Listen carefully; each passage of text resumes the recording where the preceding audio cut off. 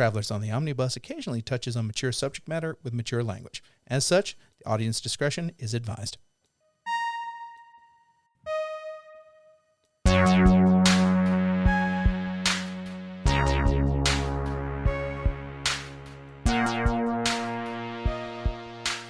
Hey, Brady.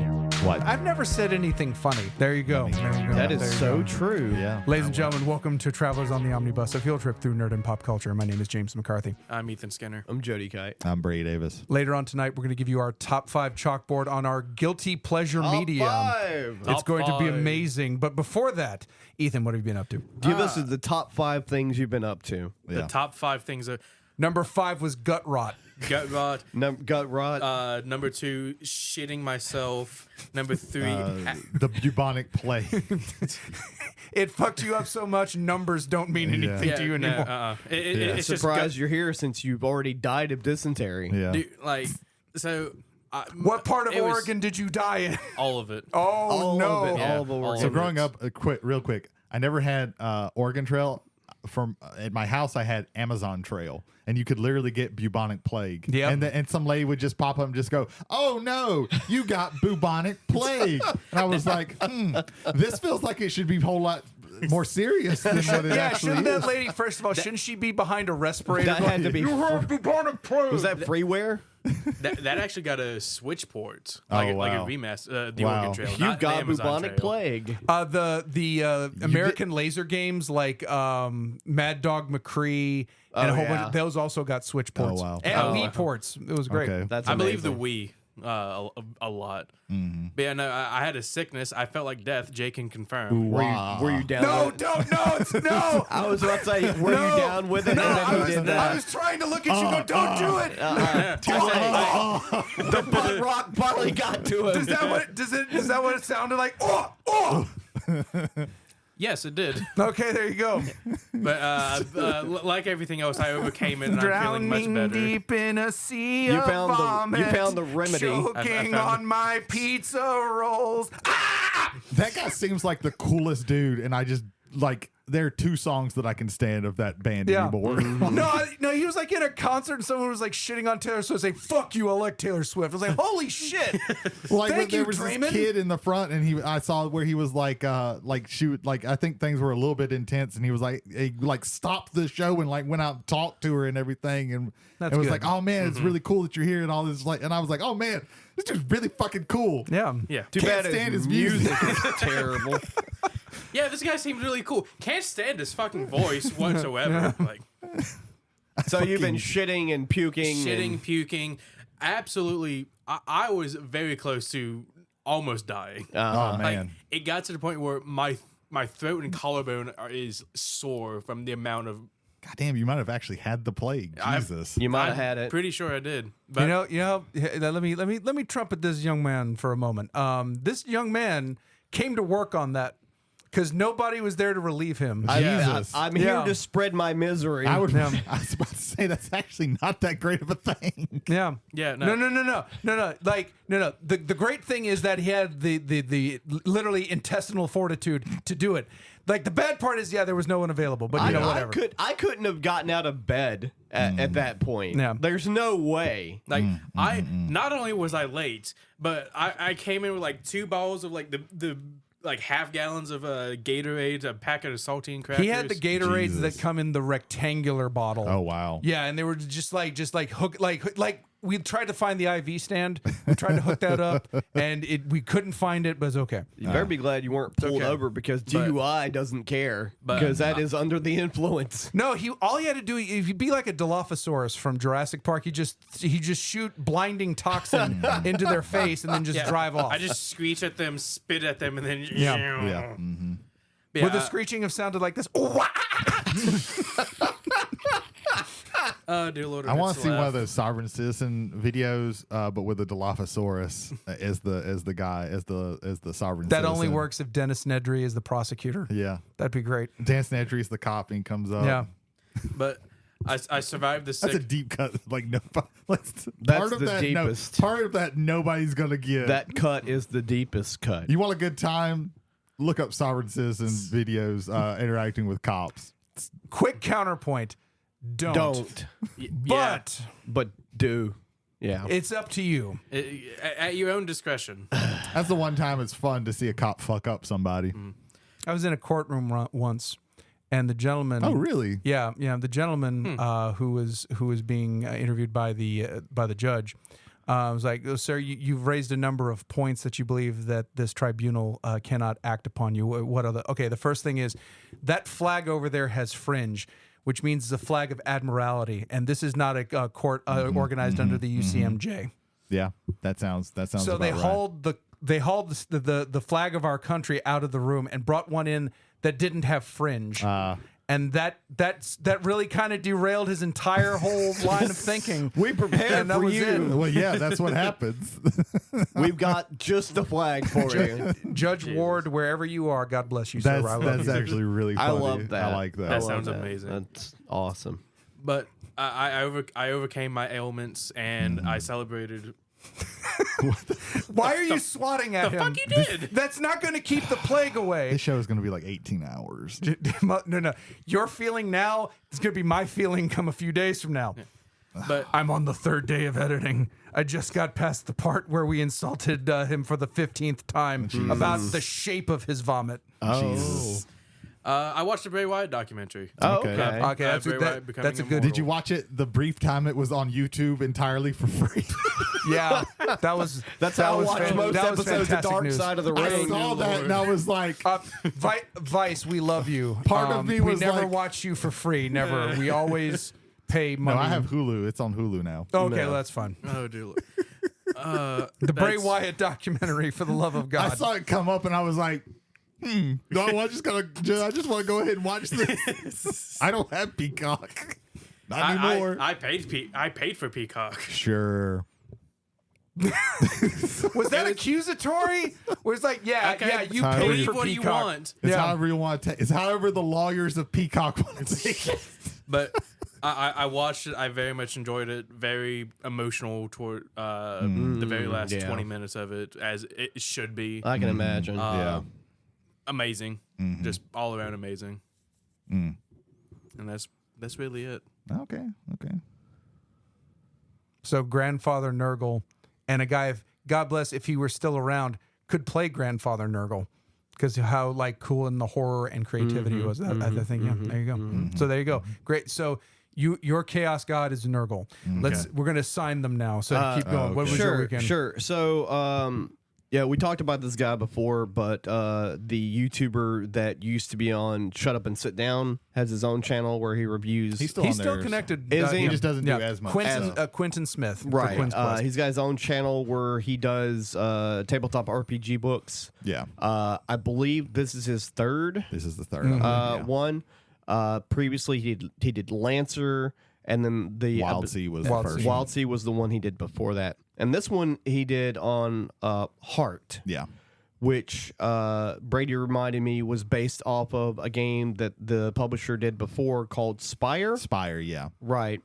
And Spire is basically about like a city that is in just a tower that goes super high up, and then Heart is about the under underground area of that. So Yeah. are they complementary to their game world? Is it the same shared game From what universe? he said, it's the same shared game universe, but you don't have to have like know anything about Spire to play Heart and vice versa. So it's kinda but like they do the- have like some. He from the way he talked, because I've done a little bit of research about this because it does look like a very interesting one. I've read some. I haven't done research, but I've read Yeah. some things that's recommended this particular Heart.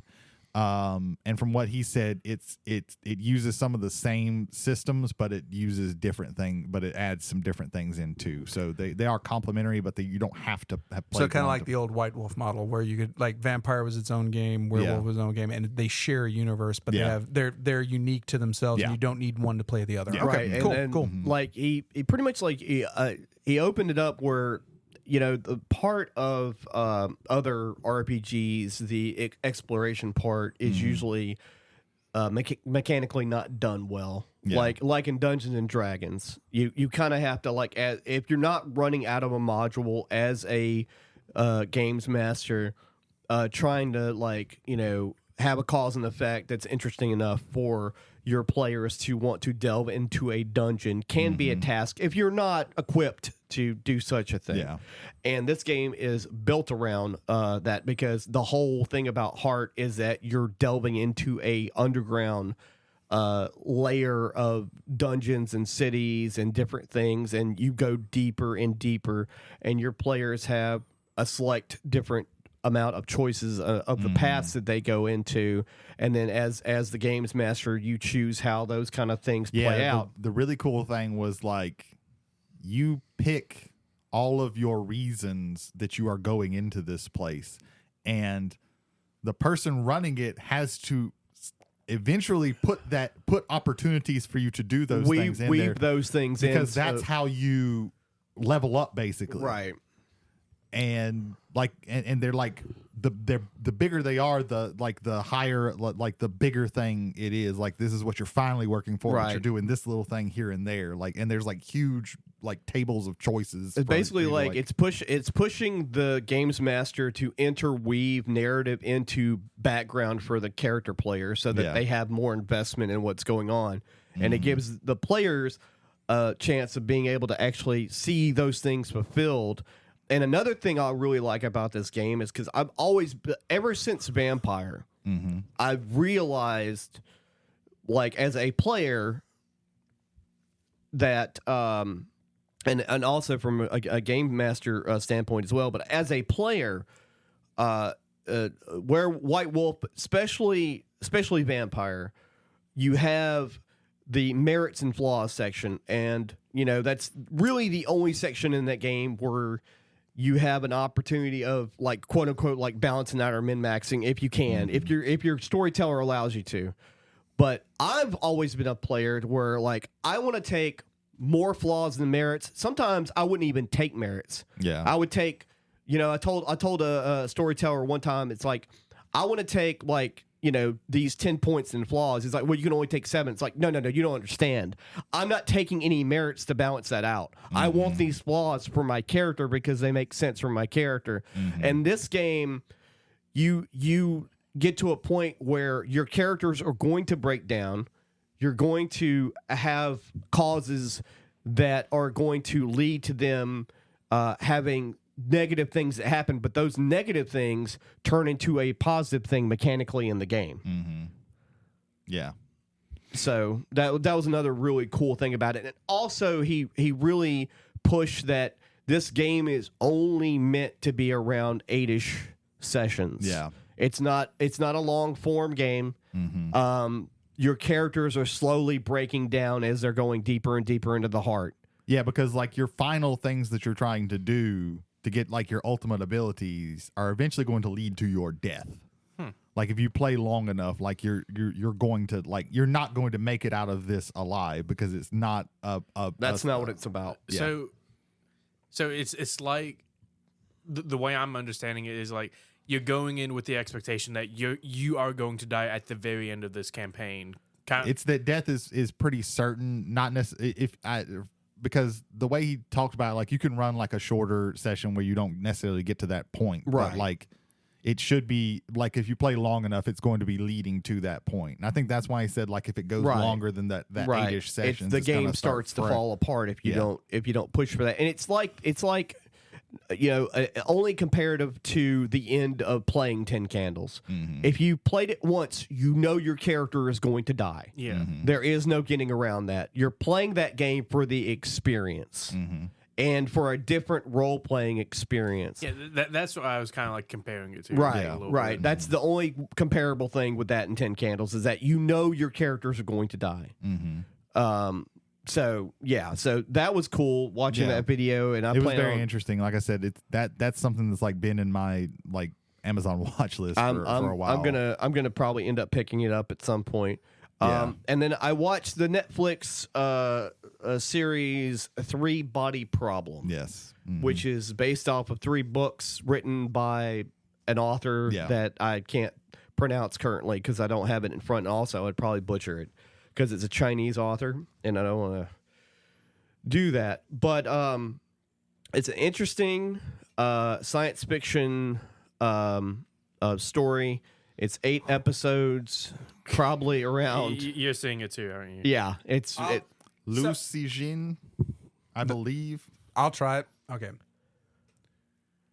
Yeah, I believe Lucy Sheen. Yeah. If we are wrong, Right. if we have anybody in China, please correct us. I don't know if they're going to name the different. You have to write in English because we can't read Chinese. Yeah, we need phonics. If they're going to name it 3 different things, or if the show's just going to be called 3 Body Problem. Well, if just they do like it Game like of- if they Game do of it like Game of Thrones. Thrones, because it's the same people Right. who did Game of Thrones, they're just going to keep calling it 3 Body Problem. Right, which is fine. And 3 problem. Jesus. 3 body problem. 3-piece and a biscuit. Yeah. Is part of a 3-book series, and this first season of 8 episodes is the first book. Mm-hmm. Without giving too much away, because just watching the trailer, you know there's some sort of alien influence that's happening. Mm-hmm. These scientists that work at CERN, which is the Hadron Collider, Yeah. scientists that are studying the atom smashing things that are happening at the Hadron Collider, notice something that's really off with one of their readings. Scientists just start killing themselves. Okay. Like at the very beginning, they're just like, I don't know what's going on. I have no idea what's happening. Also in the trailer, there is a set of numbers that are flashing in like old school like fluorescent lights or whatever. And that's explained. Okay. But I don't want to say anything about what that is, because it is a very integral part of what's going on. A good thing about this show that I can say is that everything in the first season is explained. Okay. The first 2 episodes, they set up like basically like the universe of, you know, what this is set in. It's slightly based off of the theory of the 3 body problem, which is an actual theory. The person that wrote the series of books wrote it like soon after that was established. I don't know if they were involved in that theory, but it was written really quickly right after that. And so they explain everything. It takes time, though. It's a slow burn. There's like the first 2 to 3 episodes, they're establishing all the characters that are connected to the other characters, because they are it's very Game of Thrones in that regard of all the characters are like, you've got 6 degrees of separation. Like there's so many different characters, but they start tying them together around like episode 3. They start tying different things together. And then around episode 3, episode 4, shit gets real.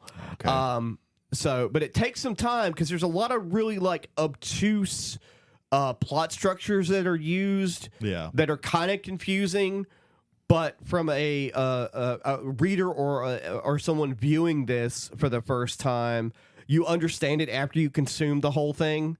So it's kind of like, you know, an integral plot, like, you know, anything that would have like a spider web of plot devices that connect together at the end of a series, like Harry Potter. Like if you were explaining something that happens in book 6 of Harry Potter and you haven't read the first one, you have no idea what the fuck a Horcrux is. Yeah, you know, it's kind of like that. Like there's a lot of those little bitty things that are kind of like sprinkled out, and they start connecting or whatever. And like something that seems like completely unnecessary. Like I don't care about this one scientist or this one person working on this one thing. It has nothing to do with the story that's going on. Yes, everything has to do with the story that's going on. So yeah, so I enjoyed that. That was really good. The book of this I've had in my Audible library for a while and haven't pulled the trigger on it just because I haven't. Right. I've just been collecting books in my Audible library. I feel that. But yeah, when it came out, like it made a big splash in like the sci-fi scene. Like I think it got several like awards and stuff the year it came out. I just don't have any faith or goodwill that Benioff and Weiss built up. They spent it all. That's understandable. And again, I will reiterate what I said earlier about that. And unlike Game of Thrones, for one, Disney's not crawling up their ass to make a Star Wars movie, and secondly, the source material is already done. Yeah. There's 3 books. There's going to be 3 seasons. I'm assuming that it did well, whatever their streaming numbers mean on Netflix. Yeah, who the fuck knows? But I think it's like it was in their like #1 slot on their top 10 like the first week it came out, which is not surprising because there is a lot of quote unquote streaming void on Netflix as far as like new big epic shows. Like I can't really think of another show that had this much money and acting in it outside of Stranger Things and then the canceled show Jupiter, whatever it was. I can't remember the rest of that, but the superhero. Oh yeah, I know what you're talking about. One which had a lot of money in it as well. So yeah, that's all I've been up to. Oh, and the academic that I kickstarted is now available on the open market somewhere. That's the professor's deck box. Right. Yeah. Okay. Good stuff. All right, Brady, what we got, brother? So yeah, you talking about like shows on Netflix made me remember that several of some new casting and the episode tiles for a few of the episodes for the second season of Sandman are out. It's going to be 12 episodes, but it's going to be 6. They're going to drop 6, and then later they're going to drop the other 6. Okay. Which is okay. It's Netflix being Netflix, but like the titles have given some hints about what's going to entail this entire season. And what it looks like they're going to do Seasons of Mist.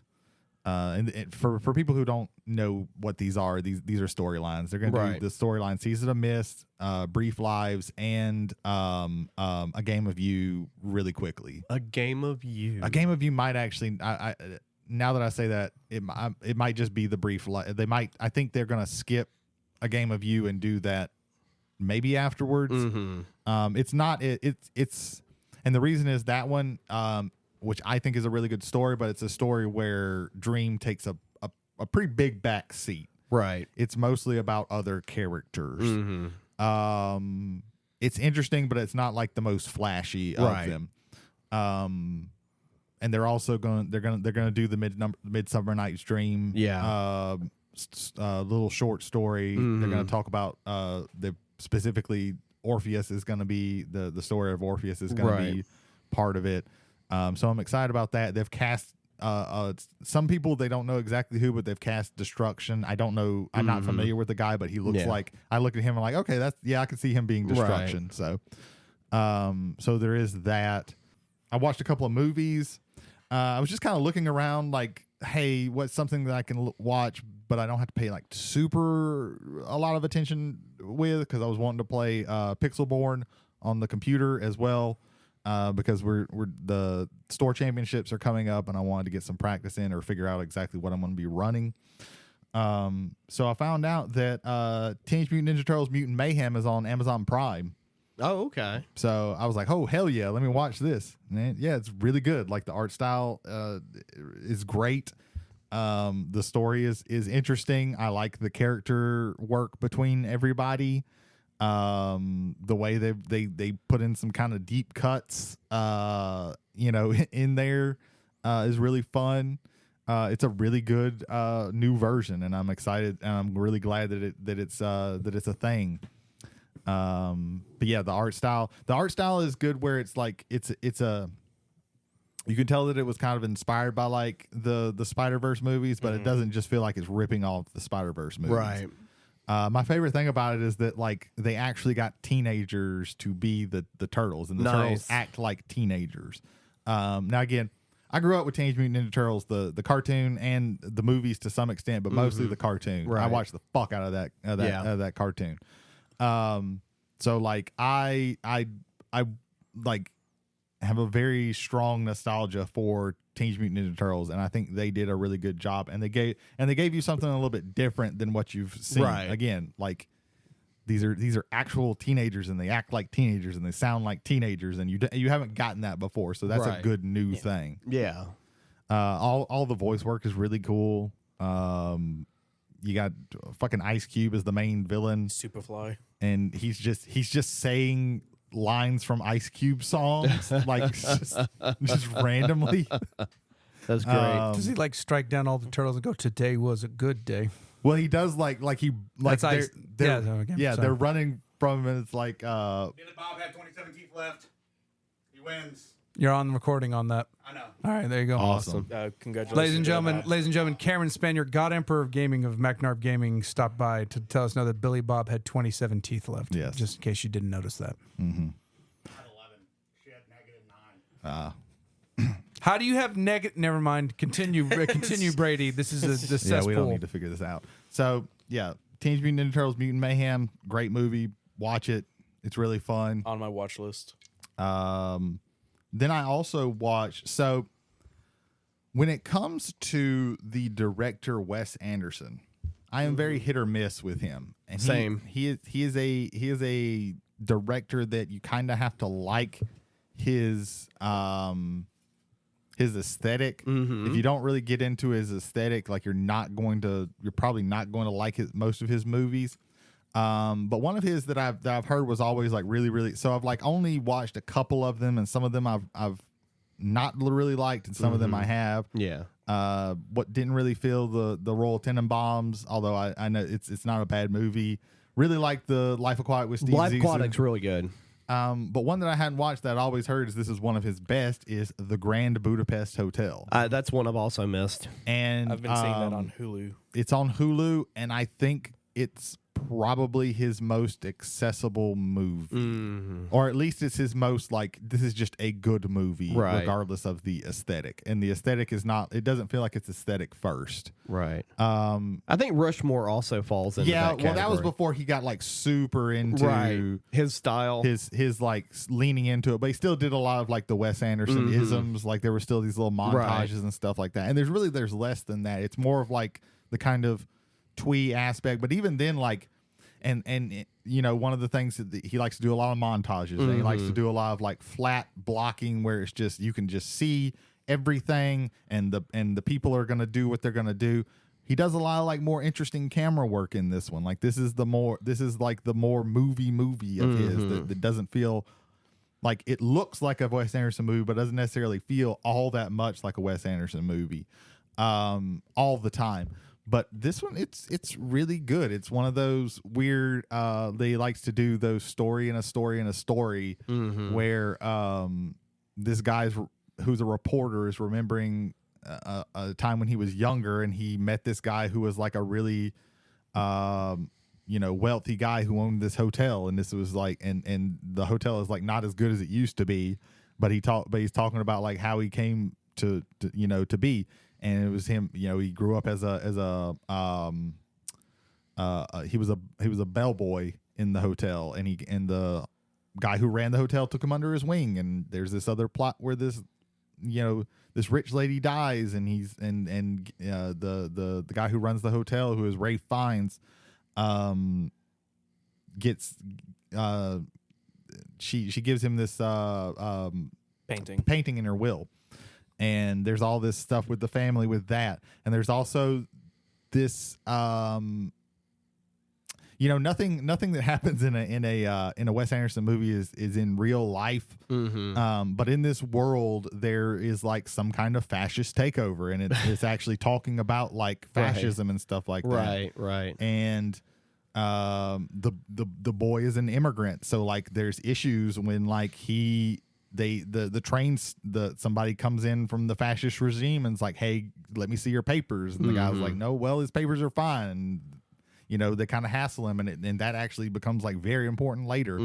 But yeah, like this is like, I still really like The Life Aquatic with Steve Zissou, but this might be his best movie, I think. This is one where like, if you don't like absolutely hate the aesthetic of Wes Anderson, I would say definitely give this one a shot, because I think there's more to this one than there is a lot of his movies. Not saying that there's nothing, it's all style. I don't think Wes Anderson is all style and no substance. Right. But this is talking about different things also than what he normally talks about. So yeah. Grand Budapest Hotel, really, really good. Yeah, well, Anderson's like, if you've never seen an art house movie, yeah, it's up there. Yeah, if you know what twee means, he is the living embodiment of it. But yeah, that was really good. I've also been doing a little bit with some skirmish type miniature games. We talked about with Age of Sigmar, which is kind of a more larger scale game where you're running an army. And when what we'll call a skirmish game is just like there's a few models. It's a small amount of a war band. That is him telling us he'll be right back, but we will continue. Without him, we will see what we can do. So this last Saturday, I played Warcry, which is the Age of Sigmar skirmish game. Where you play between 3 to 15 models. That's all that you play with. Rules are pretty simple. Played that with our friend Christopher Kane, who has been getting into Age of Sigmar. He really enjoyed it. I really enjoyed it. Although Stormcast fucking suck to play against in Warcry because they're really tough and they have a lot of health, and it's really hard to take them down if you don't have anything that hits very hard. So that was fun. That Warcry is one of my favorite skirmish games, small scale games. Small miniatures. Yeah. Well, you're using Same the size exact miniatures. same miniatures from Age of Sigmar. You can literally take most of those miniatures and play them in Warcry. It's just that they use different rules, but it is like it's just a smaller scale. Smaller miniatures game. Yeah. You're basically, how we were playing on four of those boards. On Warcry, you're playing on one of those boards. Yeah. Gotcha. That was fun. One of the other local stores in the area, which I guess you can just like censor their name if it'll get us in trouble with McNarbs, is Panda's Paradise. They had a sale going on, and I picked up my second box of Shatterpoint, which was the Obi-Wan Hello There box, which is the skirmish game for Star Wars.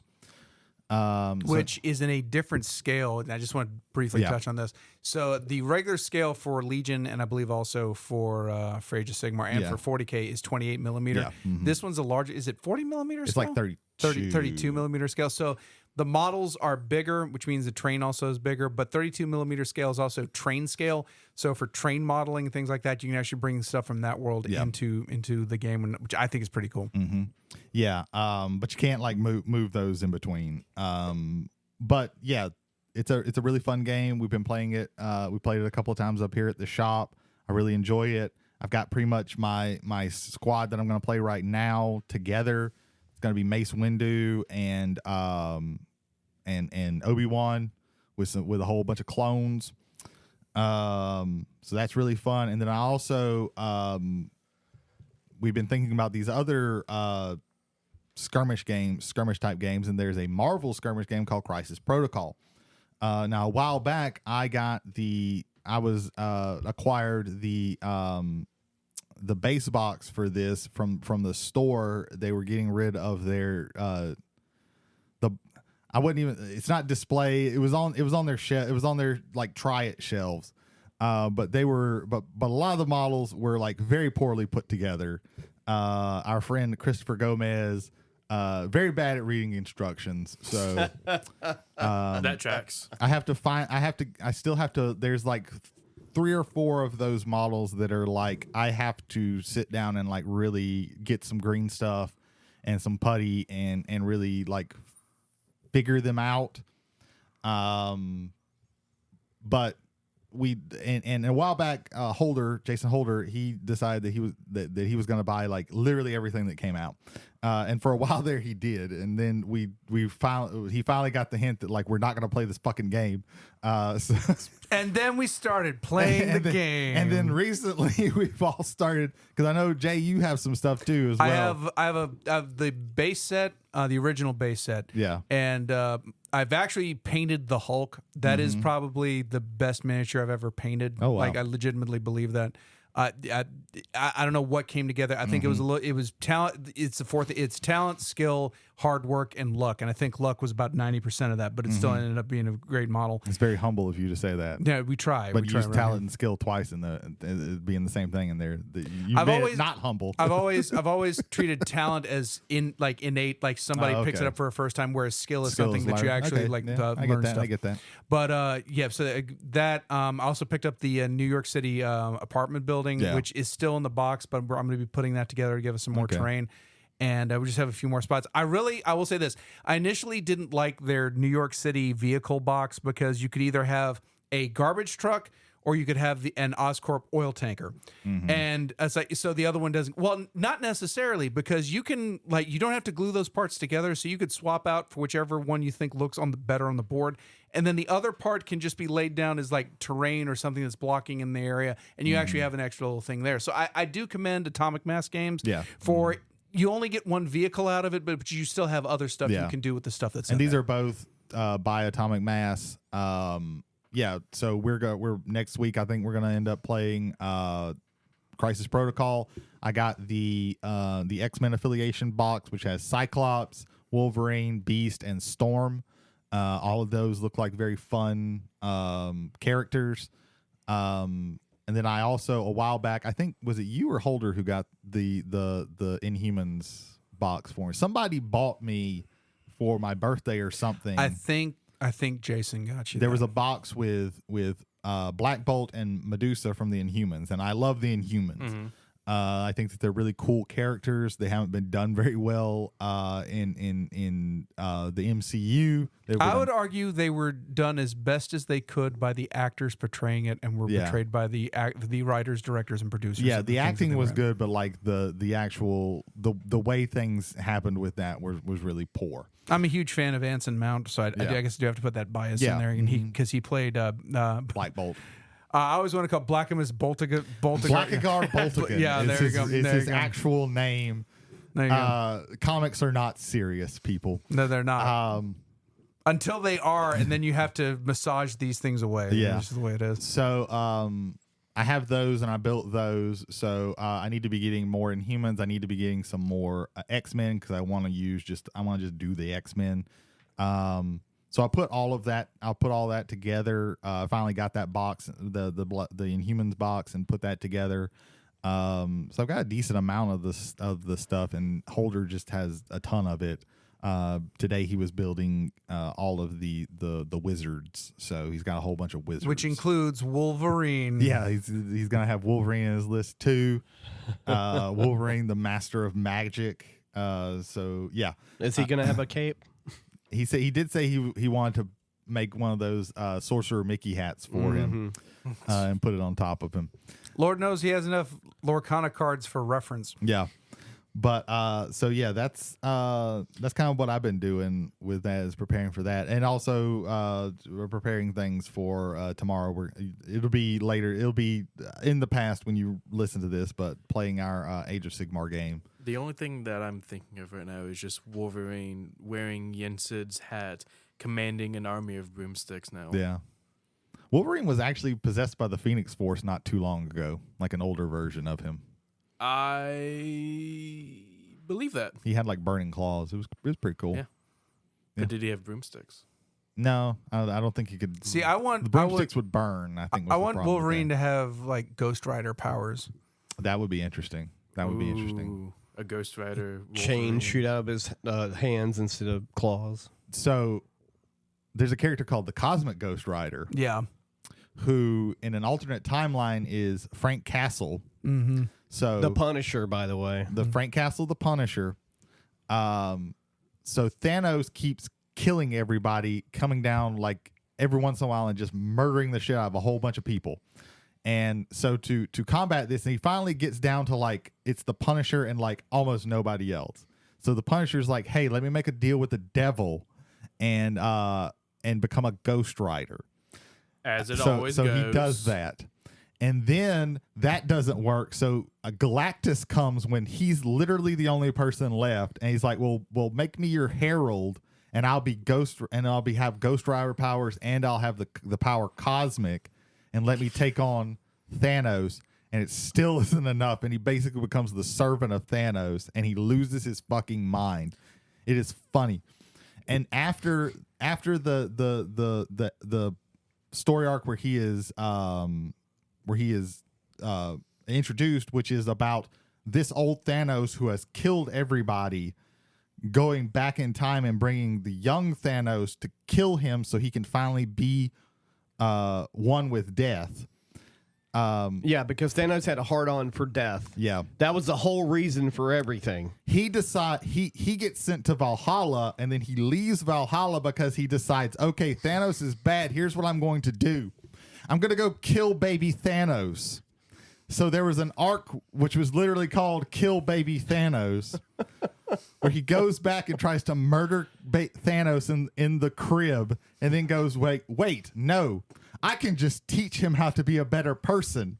And guess what? It doesn't work, because it's now Thanos who is raised by the Punisher, who has all the Punisher's morals, and that's bad. Yeah. Cosmic Ghost Rider is great. He is my favorite version of the Punisher, and I hate the fucking Punisher. This guy looks so cool. Yeah, he's in the game, and they had to nerf him recently because he was busted. That's wild. He was literally being taken in every list. That is the wildest thing. They will never touch for cinema. I don't. Yeah. Oh my god. No. I want this as a film. Yeah. This looks Thanos amazing. is gone. Yeah. They could bring back Cosmic Ghost Rider in many ways. We have AI now. We have it all. Sure. Yeah. Oh yeah, so that's what I've been doing. Shit. This little brief interlude into the batshit craziness that is Marvel Comics. Yeah. There you go. So Jay, Hello. what you been up to? So a little video game kick. I like to play video games in pairs, things that are very common to one another. So I finally purchased off of Steam Crazy Taxi. Okay.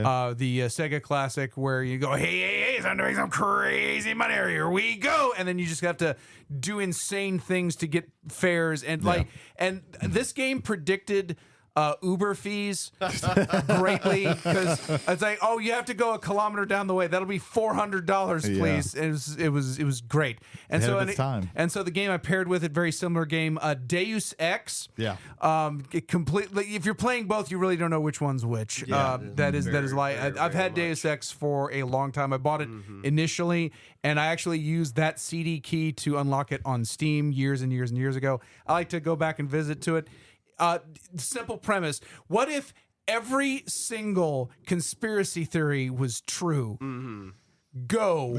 There you go. Right. And it's so great. I love the character customization. I like the story. I like the fact that it's one of the few games from that era where I truly believe like your actions have a merit, and it's not on some kind of weird scale of Renegade Paragon. Not to shit on Mass Effect, but that's like we're like light side, dark side for Jedi or things like that. You can mix and have some grays in there, and I like the game. I found out the voice actor for JC Denton, who, if you ever played the game or if you read anything about the game, JC Denton has like the most monotone reaction to everything. The best thing is like when you fail to save the manager of the Taun Hotel and his daughter is there and he goes, "Daddy, no!" It's like, shame, hell of a way to die. That voice actor was the lead actor on California Dreams, which was the show that started out while Saved by the Bell was still on the Saturday morning Nickelodeons with the original cast, and then moved away from that, and then like kind of basically replaced it as this is the teen Saturday morning show on NBC. And it was the guy that wore if anybody watched California Dreams, the guy who wore the leather jacket, same person. Fucks with my head now. I just found that out very recently. Threw me completely off. My thanks to the YouTuber Grimbeard who brought that one up. But yeah, that was a little nutty. So, is it Michael Cade by any chance? No, is Jay? It's a 3-name. J. Anthony Frank. J. Anthony Frank. Yeah, is the voice of JC Denton. Nice. Okay. JC was meant to be a non male or female gender because you were supposed to play a male or a female, but they didn't have enough time to code the female voice in, and so it didn't have. There's snippets out there of like female voice being done with it, but that game was produced by Ion Storm. It almost was the biggest production failure for that company. However, the biggest production failure for that company was Daikatana. Which John Romero is about to make you his bitch. I think if you removed that ad, so much of the vitriol that's is had about that game would not be there. Yeah, I think it was an okay first-person shooter. Sure, but it was not the greatest, and it did not eclipse Doom or Quake. Which, if you're going to make that statement, you have to do that. You can't just half measure that. It doesn't work. So I like to things draw weird parallels in my mind sometimes. So there's a TikTok video of a girl who was very hungry and she wanted to go to Wingstop. Okay. And the Uber or the friend, whoever one was driving, she's had a hard day at work, long day at work. She hasn't been able to eat. She's worked 10 hours. All I want is Wingstop. All I want is Wingstop. The reason why I'm saying like that is there's a drum version that the drummer's on that and remixes that, and it's fucking amazing. But she makes a face towards the end of the video that if you freeze frame it, just wild-eyed, mouth agape, just a face of terror. And I felt like I saw that from someplace. And like this has been about a year since I first saw that original one. And I'm just like, where have I seen that face before? Where? And then I recently found it out. So I watched Sleepaway Camp. Oh no! Because the face she's making there at the end is the face made at the end of Sleepaway Camp. Yeah. Ethan, do you know of Sleepaway Camp? Hang on. Let me. First of all, Be careful. First of all, it's on Tubi. Shout out to the shout out to not surprised. Secondly, it's also on YouTube. I want to shout out to our unofficial favorite streaming service Tubi on the Travelers on the It Omnibus. has the best interface of all of them. It does have a Remember tremendously when specific- Robot Chicken did like a joke about Sleepaway Yes. Camp, Yeah. and they Yes. talked about it being very obscure. Yeah. And it's That- not really no. that obscure Well, anymore. no, and it's specific. It's not now. Yeah. Because, and I have to think, like going back to our Adult Swim conversation, I think that helped. Yeah. I do believe that helped. That plus also in the early Joe Bob Briggs Shudder specials okay. for his late night show. They did Sleepaway Camp, and they had the female actress that played her on that show. Who she is a sweetheart. She is a she's an absolute sweetheart. sweetheart. But Yeah. Sleepaway Camp. To steal a line from Stefan from Saturday Night Live, it's got everything. It's got pedophiles, boat murder, snakes coming out of mouths, bees, vagina curler death. It has everything. Getting your face cooked off also happens. Those special effects. Outside of Tom Savini effects, Yeah, you want to stop right now before you get too far. Yeah, are into it. some of are You some don't of wanna the get best there right now. are some of the best horror movie effects I've ever seen in my life. Yeah. The scalding scene is amazing. Yeah. The boat scene that I mentioned, like a kid gets killed in the lake. Yeah. They kill kids in this Oh, movie, yeah. by the way. Yeah. Like Oh, actual yeah. kids. Oh, It's yeah. great. Okay. Oh, Oh, my yeah. God. We need more child death in horror movies. Horror movies only. Nothing else.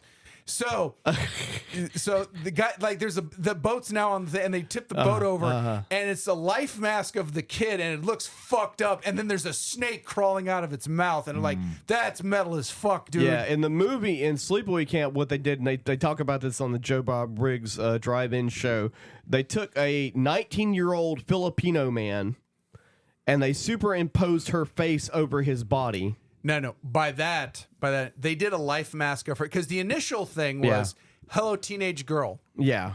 We're going to put a strap on you." Yeah. Yeah. And then her mother was like, Spoilers. "No." Spoilers for Sleepaway Camp.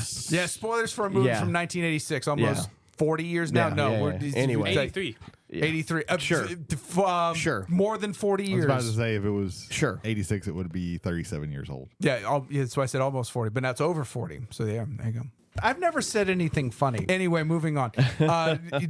So we're not doing that. We're absolutely not doing. So Right. they did a life mask of her face and Right. they put it on. To this day, It's so terrifying. to this day, they've also not revealed who that person is. They have And not. I mean, that's to their credit and to Yeah. good. Yeah. Yeah. Good. Yeah. Because that would be something that could be taken horribly Right. and could like completely fuck someone over. Right, Yeah. right, so I appreciate that. as Yeah, far as that goes. 100%. 100%. Final thing I would like to talk about, and this is something that me and Jody are going to pair on. So Ariel Helwani, yes. the MMA Hour, which usually lasts about 2 to 4 hours. And so is it's already like false advertising. 50-50, not MMA. And Yeah. sometimes it's just not MMA. It's just the way it is. Yeah. But he had two very high-profile interviews this week. One was with Phillip Brooks, a.k.a. CM Punk, on Monday. And on Wednesday, he had Cody Rhodes. This, of course, is in precursor to WrestleMania, which by the time this episode is out, WrestleMania would have already aired. But I highly recommend them, though. I'm not going to take the angle of his interview subjects. I love Ariel Helwani's interview style. I like Ariel Helwani as an interviewer. He will very easily, like, he gives them a topic, and if they want to talk about it, they will. And I think he's very accommodating. I think he does ask very good questions, very good follow-ups when he finds a point that I think needs to be elaborated on. I think he's a fantastic interviewer.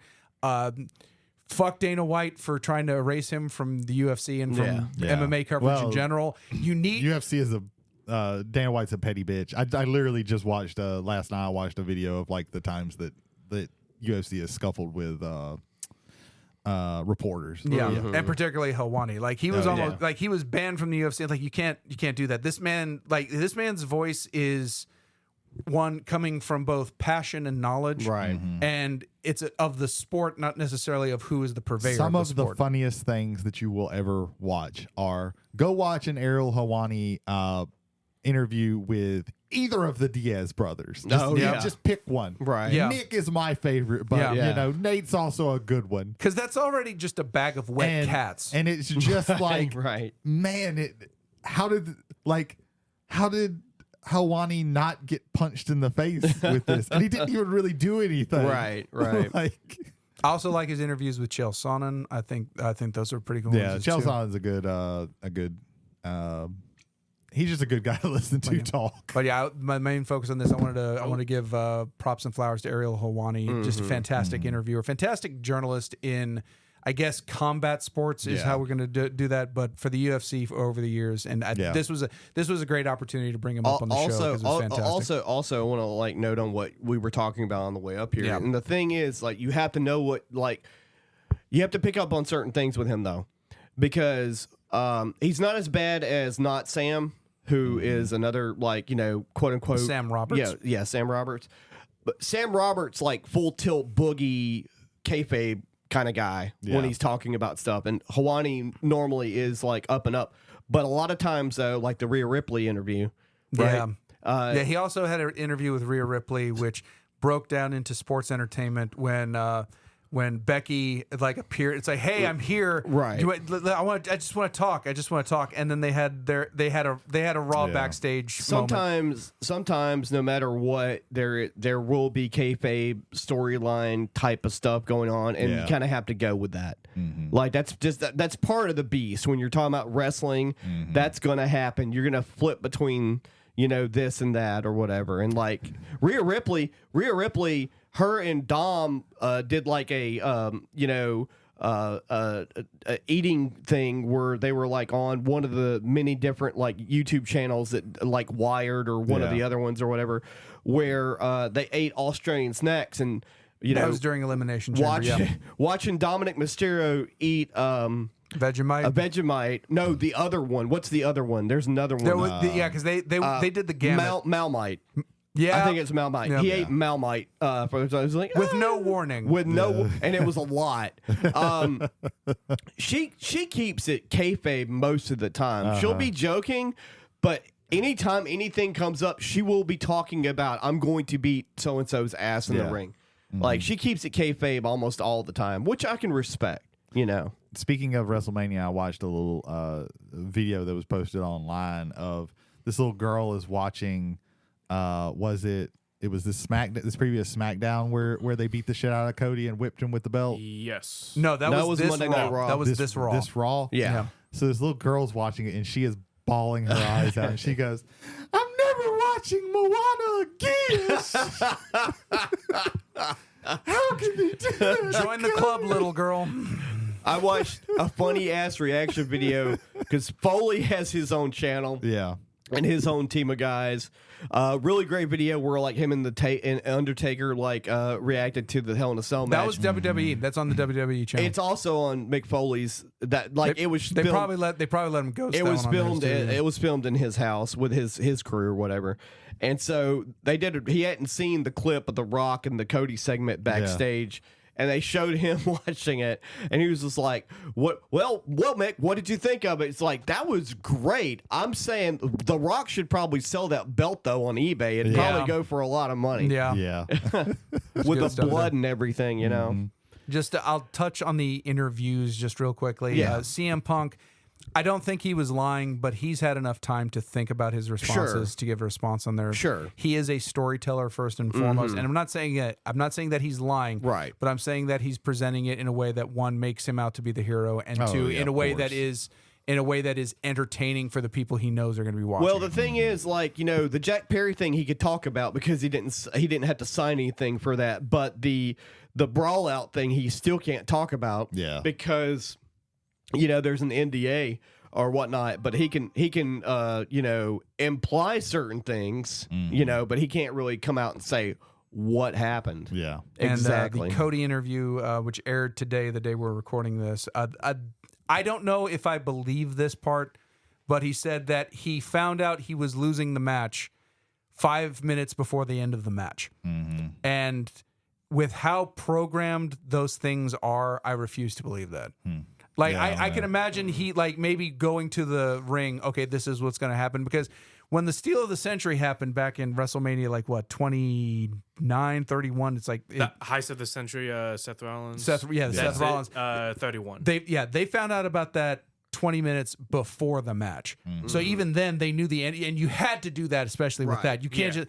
So I don't necessarily believe him on that. I can believe that he came there that day thinking he was going to win and told them, "Hey, you're not." Right. And for me, the build up for this one has been perfect. If they don't give it to him, I'm going to be extremely disappointed. Yeah. I just am. Like I said, I'm optimistic, not just cautiously optimistic of it. But I always will hold off that one thing that they may be going another thing. with Well, this. my take on it is this: like, I want Cody Rhodes to win the belt, but I also know that one of the things is that they push this whole storyline of, like, tell my story.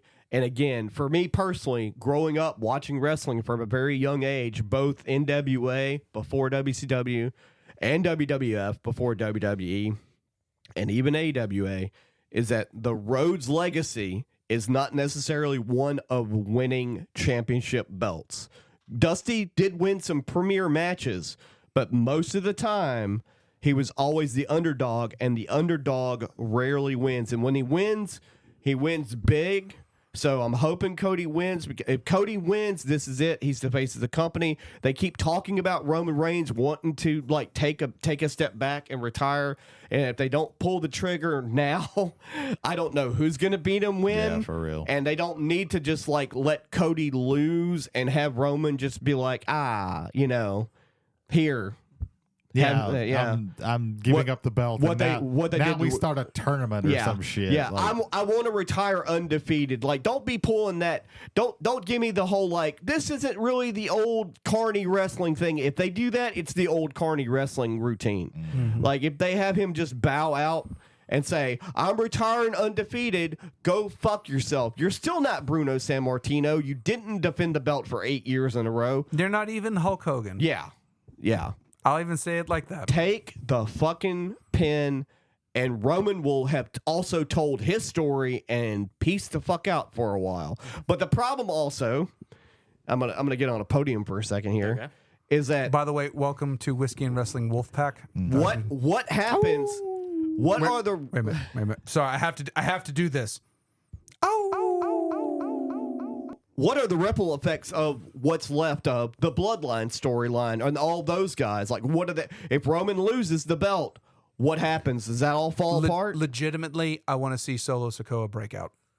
I think he has tremendous potential. Right. I think he's not able to use it because so much of that has got to be forced on other people in the family. I think after WrestleMania, if The Rock loses, I think it's his time to break out on his own and do stuff as well. I look at him. want that too. I to look be at honest him with you. with the same potential as I look at with Gunther, Right. which is a force of nature, bad guy heel that on his work could also be a face. Like I like Gunther the person, Right.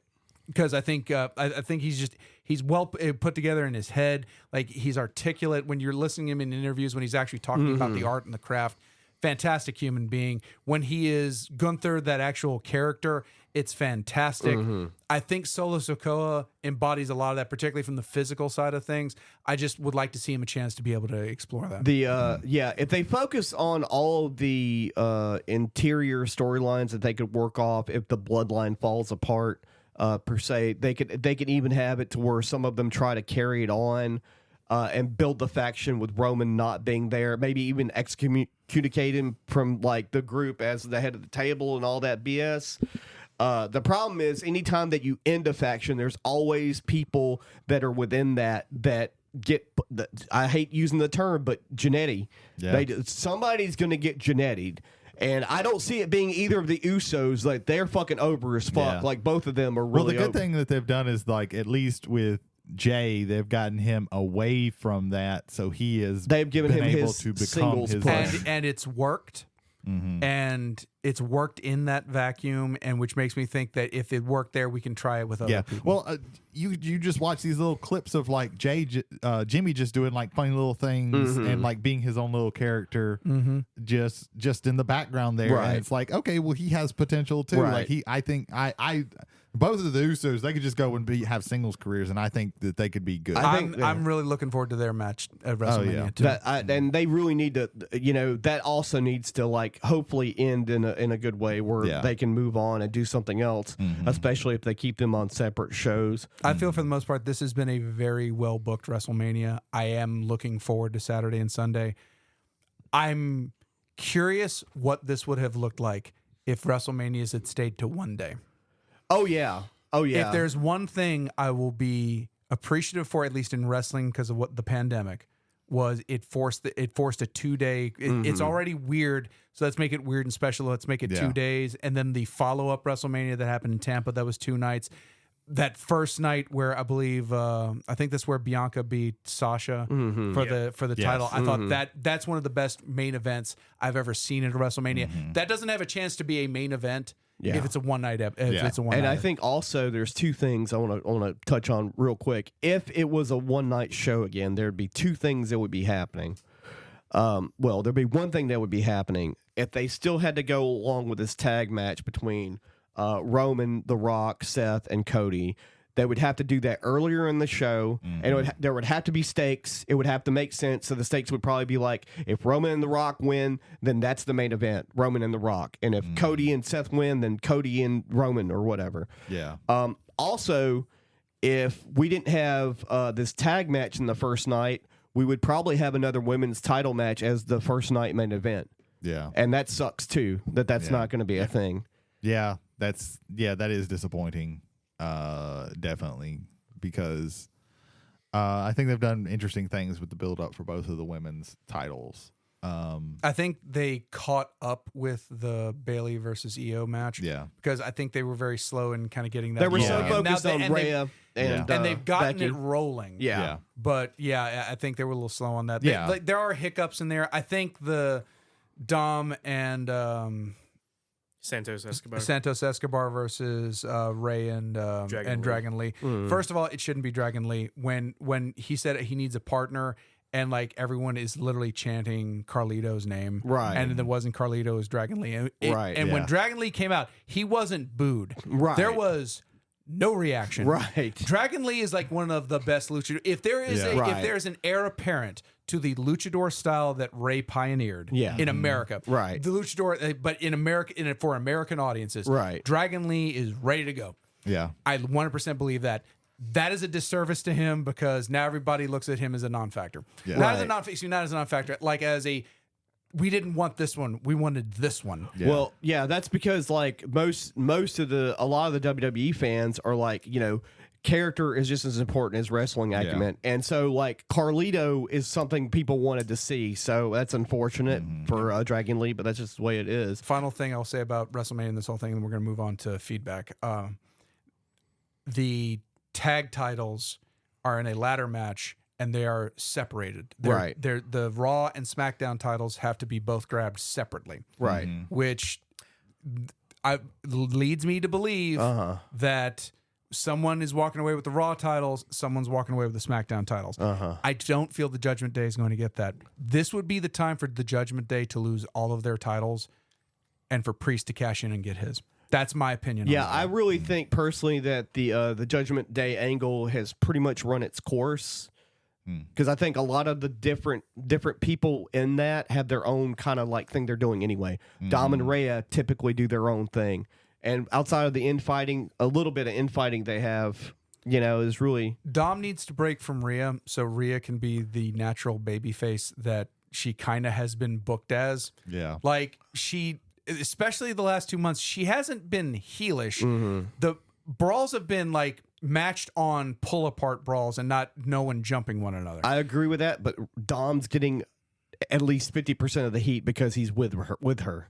Like that's a lot of the heat he's Which getting. is why I think that's why they're pairing him back with his dad, because that's the only other place where that heat's going to be. I think that should be a singles match. That's my last thing I'm going to say about it. I think Dom and Ray, maybe Wasn't not it a singles match last last year? year. That's why I say no, That's because why- we've already had it. Well, then they shouldn't be wrestling then. No, Well, yeah, I mean, Yeah. they shouldn't. But you have this fucking heat magnet that Right. needs to have something. What is it? Oh, his dad's still wrestling. Sure. Let's do that. And that's how they paired that up together. Sure. Me personally, I think it should have been Ray and Santos at Mania instead of 2 weeks ago on SmackDown, where Ray interfered for some reason. Why? Yeah. Well, because it's his dad. Right.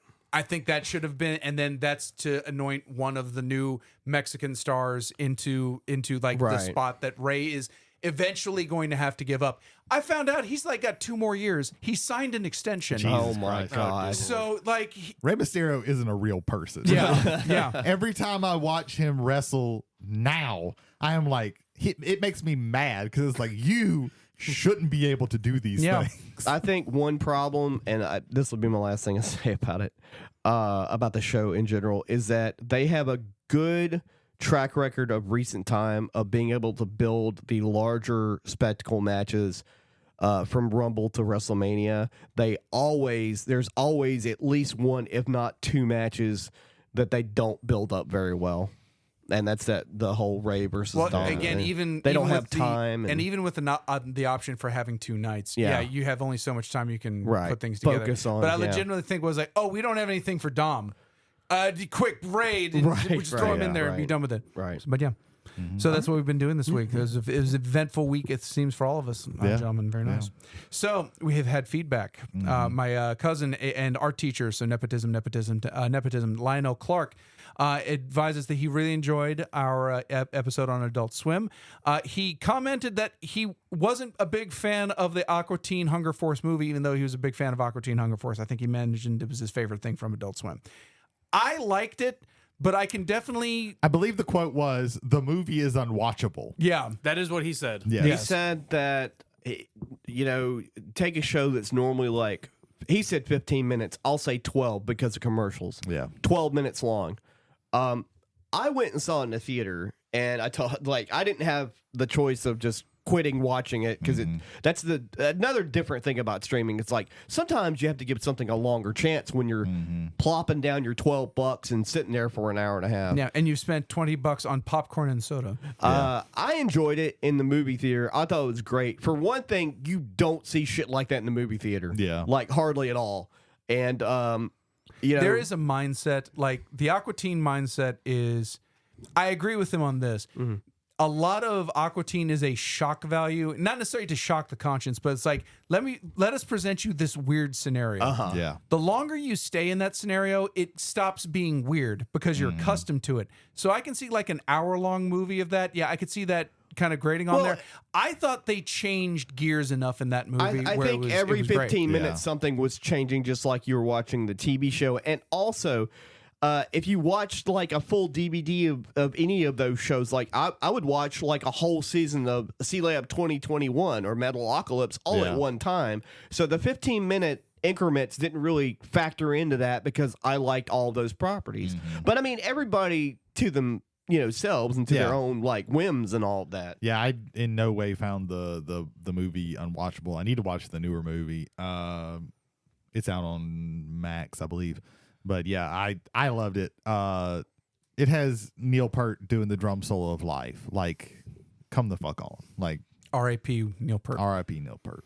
I even mentioned to him, I'm like, have you seen Frisky Dingo? He's like, yeah. And then I mentioned to him, just like I mentioned to y'all, that you can only watch that on adultswim.com. It's not on Max.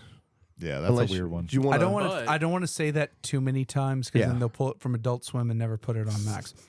Because that's how it works right now over at Warner Bros. It was Discovery. on Max like everything else that was cartoon Adult Swim related. No, then Warner Brothers get it. decided I get that it. they were losing money out of making bad superhero movies and started leasing the properties Warner Brothers out. Discovery is a bad gardener. Yeah. They've cut the lawn. Oh, we forgot to cut this spot. And they take a backhoe and remove it. Yeah. That's what's going to happen to Frisky Dingo and Adult Swim if we Yeah. keep talking about it. Yeah, that and Cartoon Planet and Space Ghost Coast to Coast is also not on HBO Max as well. So That's in- Let's just destroy all the good things by mentioning where they are. So David Zaslav's Yeah. listening to us right now. that's why. David, he's like Like I can hear them. We're gonna pull away all the things that make them happy. Hope you don't like the Venture It's gonna be Brothers. great. By Venture Brothers. yeah, Yeah. Luckily, I rewatched that not too long ago. So good stuff. All right, so Lionel, as always, thank you for that feedback. And passengers, thank you for joining us on the bus tonight. If you would like to leave feedback, travelersontheomnibus@gmail.com. Again, that is travelers, 1L on the omnibus at gmail.com. Apparently, you can also just walk up to us and just ask us questions. And if you find us, don't be creepy or be creepy. To Ethan. Anyway, we're good. But yeah, that'll be great there. And Jody, where else can they contact us? They can contact on Spotify, where you can take part in our polls, such as, do you believe that all Warner Brothers physical disc media is rotting as we speak? New in the package. You don't have to worry about voting for that. That's actually true. Jesus. DVD rot is happening from Warner Brothers Yeah. movies. Well, now I'm just sad. That's not Blu-ray though. If you got Blu-ray, you're good. But original DVDs, Okay. they're already unplayable. If you like how Jody depressed you just now, and you'd like to share that depression with other people, but they don't listen to podcasts on the same channels you do, we are available on Spotify, Apple, YouTube Music, and Amazon. If you like the fact Same, if you like the fact that Jody just saved you money in DVD sales, then take part in our polls. Jody, like you and me are the only fuckers who are still That's buying true. DVDs. That is like, true. And even then, I try to keep with Blu-ray. Same.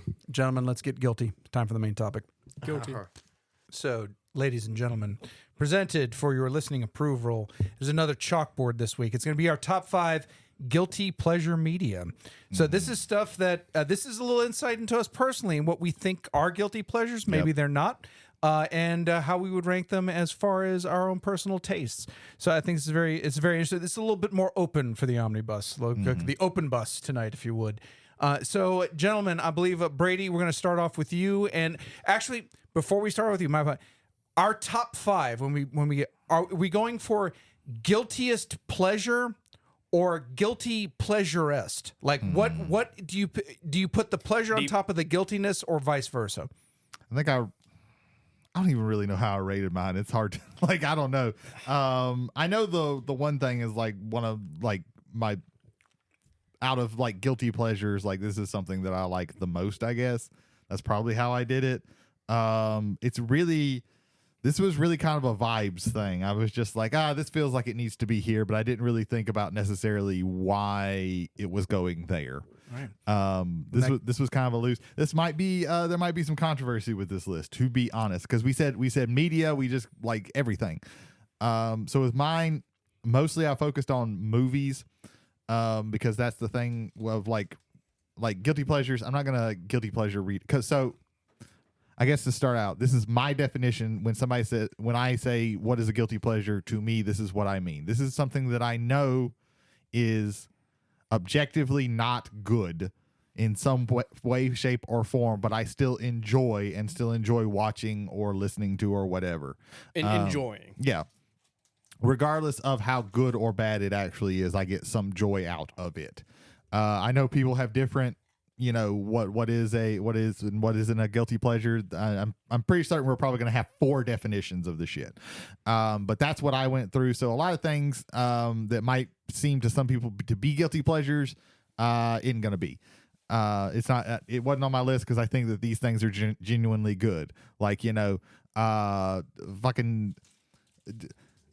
Pretty much everything off of Olivia Rodrigo's last album, I think is a fucking bop. Like every song that I've heard is like really good. So like I think that is objectively good, especially at what it's trying to do. So that's not a guilty pleasure to me. That's just something good that might not fit into the wheelhouse of what, hey, somebody looking at me might think that I like. So that's where I'm at. So we did a little bookend here, and you'll see the bookend when this goes. Mostly what I did was movies. Pretty much my list is movies and then music, because when it comes to like books and stuff like that, I don't really have like guilty pleasures because it takes a long time to read a book unless you're Bianca, and so like I'm not gonna put that much time into something that I don't think is good. He complimented you, Bianca. Yeah, that's good. That's probably for the best. So, and when it comes to like video games are kind of the same thing, where there's not really like much of a guilty pleasure in that with me. So, my number 5 is a movie by that stars one Nicholas Coppola, aka Nick Cage. I remember when I was younger, I went to Disney World, and they had a ride at MGM Studios. I think it's called Hollywood Studios now, called the Backlot Tour. And they show a little like background of like the special effects of this particular movie. And this particular movie is Con Air. Is Con Air a good movie? No. Is it a really fun movie where every single person in there is giving 125%? Yes. Yes. It is so melodramatic, but it is so over the top. You not just have Nicolas Cage in there Nick Caging all over the place with his horrible southern accent, but you have John Malkovich-ing all over the fucking place, out chewing the scenery of Nicolas Cage, which is a hard thing to do. I forget this every time. John Cusack's in that movie. And you'll forget that just off of the first two names he named off right there. Crazy ass movie. Is it a good movie? No. Welcome to Con Air. Did people put everything into this movie? Yes. You also have Steve Buscemi as a crazy ass serial killer. Like, come on, what else do you want? It has Dave Chappelle and Danny Trejo. Yeah, it has Dave Chappelle in it as a firebug. Yeah, Danny Trejo's in it. So yeah, it's great movie. Not a good movie, but it's a great movie. The next one is going to be a nostalgia hit for me. I watched this movie so much as a child, and it is probably close to the bottom of this very well-known filmmaker, one of the best filmmakers ever, Steven Spielberg. This is one of his worst movies, what people generally think of, and this is the movie Hook. I love this movie, and it is not a good movie. It is boring in some places, but again, you have Robin Williams here doing a very like subtle role. Actually, you have some of the best set design. Like Neverland in this looks phenomenal. Costumes, everything is like so over the top. It's a very messy movie. But when you have Dustin Hoffman as Smee and what's his Hoffman's name? Hook. Hoffman's Hook. Yeah, Bob Hoskins. Bob is Smee. Hoskins is Smee. Yeah. Damn.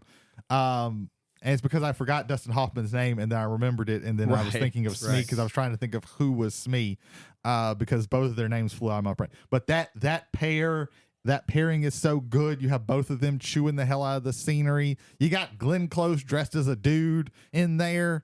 The movie's got charm. Julia Roberts is Tinkerbell. Julia Roberts is Tinkerbell, probably the low point of the movie. She's not very great in it. But a young Dante Basco. Yeah, Dante Basco is Rufio. Rufio. Bangarang, motherfucker. Oh, yeah, Bangarang. We wouldn't have Bangarang if it wasn't for fucking Hook. So yeah, Hook. Great movie, but not a good movie. Probably one of Steven Spielberg's worst. The next one's going to be, so I couldn't just choose a song or anything. I chose a band. And this is a band that I have loved for a very long time, and is probably, now that when I sat and thought about this list, I was like, they're not a very good band, but I enjoy their songs. So growing up, a big thing that I liked was the pop punk movement.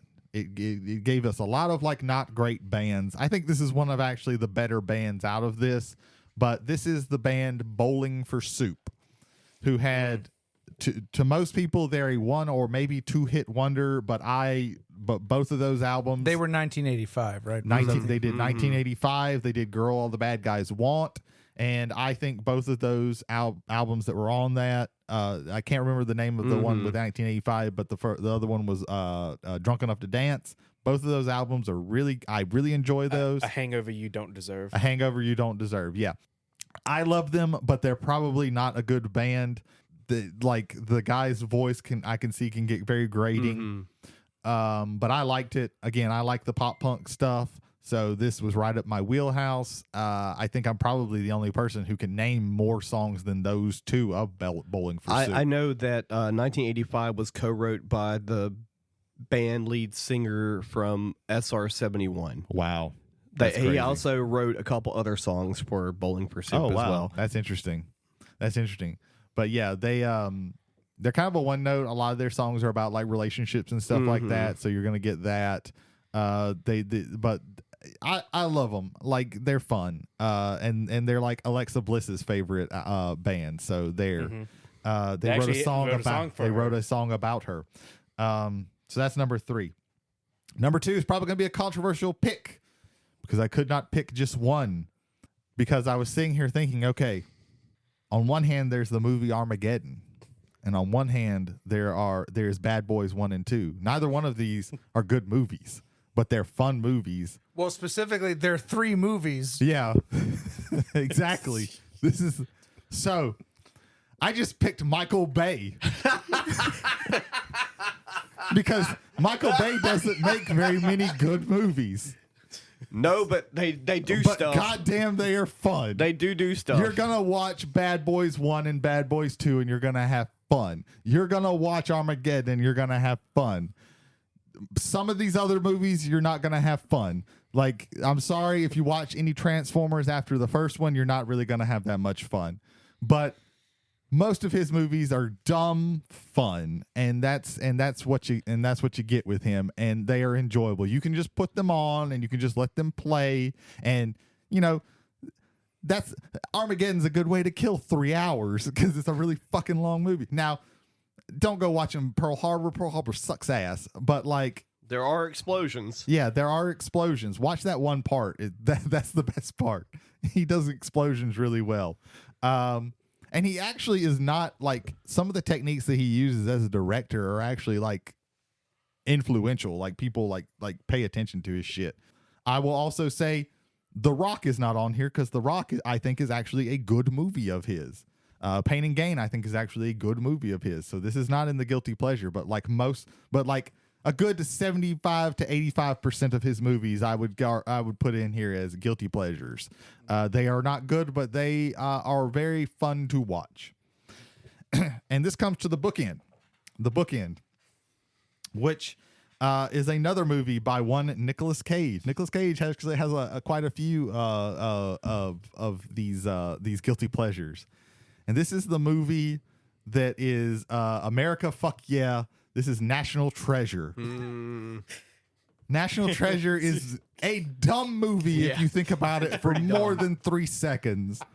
But man, if you just let yourself wash away in it, it is so fun. They're running all over the fucking place.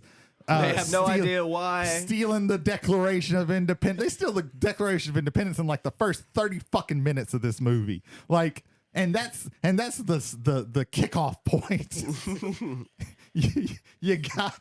They just decipher codes with Benjamin. They started that movie in the middle. There's all kinds of like code work and everything, and the code. Yeah, that movie is in media rest the entire time. Yeah. You got fucking Ned Stark hamming it up. He doesn't die in this one. Yeah, like it's a great movie, and it's so dumb. But it's like, oh man, if you like history, like it's bad. It's all bad history, but it's still like, man, history. Man, it's cool that they like wove all of this into history because that's kind of cool. There's a treasure map on the back of the Declaration of Independence, people. What else do I have to give you? Nothing. There's nothing else. There's nothing else. So that's follow that, motherfuckers. That's my list. When You sure you don't want to go to Ethan next? That way I look better. you'll be fine. I'm gonna have a comment on your list here in a little bit. Okay. Jody, knock it out, brother. I just got Jerry Lee Lewis, and now I gotta follow that shit. He set the piano on fire and everything. He's the opening match of WrestleMania. You're the follow-up. Oh God! You're the cool down. I'm sorry, I didn't mean Dom, that. That's fucked up. Dom Mysterio versus his dad again 2 times in a row. All right, so number 5 for me. Let me load this up. Tell us what was your mindset with guilty How pleasure? did you make your list? So initially, before we started recording, Oh yeah, I forgot. I thought we if were I would having. have remembered this part, I would have not asked you. It's this, fine. so- No, it's funnier this way. Okay. I thought this was going to be a general discussion about That's how this started when we were right. talking about it. It was just Right. a general discussion. I thought it was going to be a general discussion about guilty pleasures. So I was like, oh, I've got a couple of things I could talk about. And then I had a couple other things because, it ended up being a chalkboard, which Yeah. is fine. It's fine, guys. It's it's- really it's fine. fine. It's okay. Well, I actually had to think for the short time I had to prepare for the rest of what I wrote down. I had to think about it really hard, especially there are things that are on here that I talked about before on the show, and then I started realizing half of the shit I talk about is guilty pleasures. Yeah. And I don't talk about it as much on this show as I did on the other one. I don't think that we used to be on. Some of us used to be on a long time ago. But my number 5 is bad reality television. I am a fan. Not necessarily it's not very hidden. I don't talk about it. I don't gush about it all the time or anything. But I absolutely adore trash television on Netflix. And they're specifically all the really bad romance reality television programs. Love is Blind, Married at First Sight. Any of those Animal Attraction, or what was that one? Masked. It was Where they're all dressed like dolphins and shit. Sexy Beast. Beast. Yes. Sexy Beast. Sexy Beast. I watched that. That was the worst one, I think. I can imagine. However, I refuse to watch Down with Love. That's too far. Yeah. That's too far. That one feels exploitative. I watched Love on the Spectrum. That was actually very wholesome, and they did it right. I refused to watch Down for Love, but I did. I watched the Korean show Paradise Island or whatever that one was. Okay. I remember you talking about it. That I don't know what it is, but I watch those shows. I can't remember anything that happens on them because it's all ethereal and ephemera. It's the potato chips of. It's definitely it's not. I'm gonna quote what you said as it's not good. Yeah. None of it's good. 90% of it is scripted. Yeah. And typically on Love is Blind, maybe 1 out of 10 couples gets married. Yeah. Actually, legitimate. They do get married. Yeah. Which is wild to me. So, bad reality programming is number 5. Number 4, I'm going to actually. It's been a while since I've read any of If these. anyone has stained on their list, yes, I agree with you. So If you enjoy staying, just keep your distance, please. So, set in the future of 1990, Okay. scientist Roger Newton and his wife Elaine and his fellow scientist Simon Wright leave planet Earth to do research in an isolated laboratory on the moon. Fuck Flash Gordon, Captain Future Wizard of Tomorrow is a Pulp Fiction series. The face that Jay made That's from 1940 when you and 1944. when you started reading that.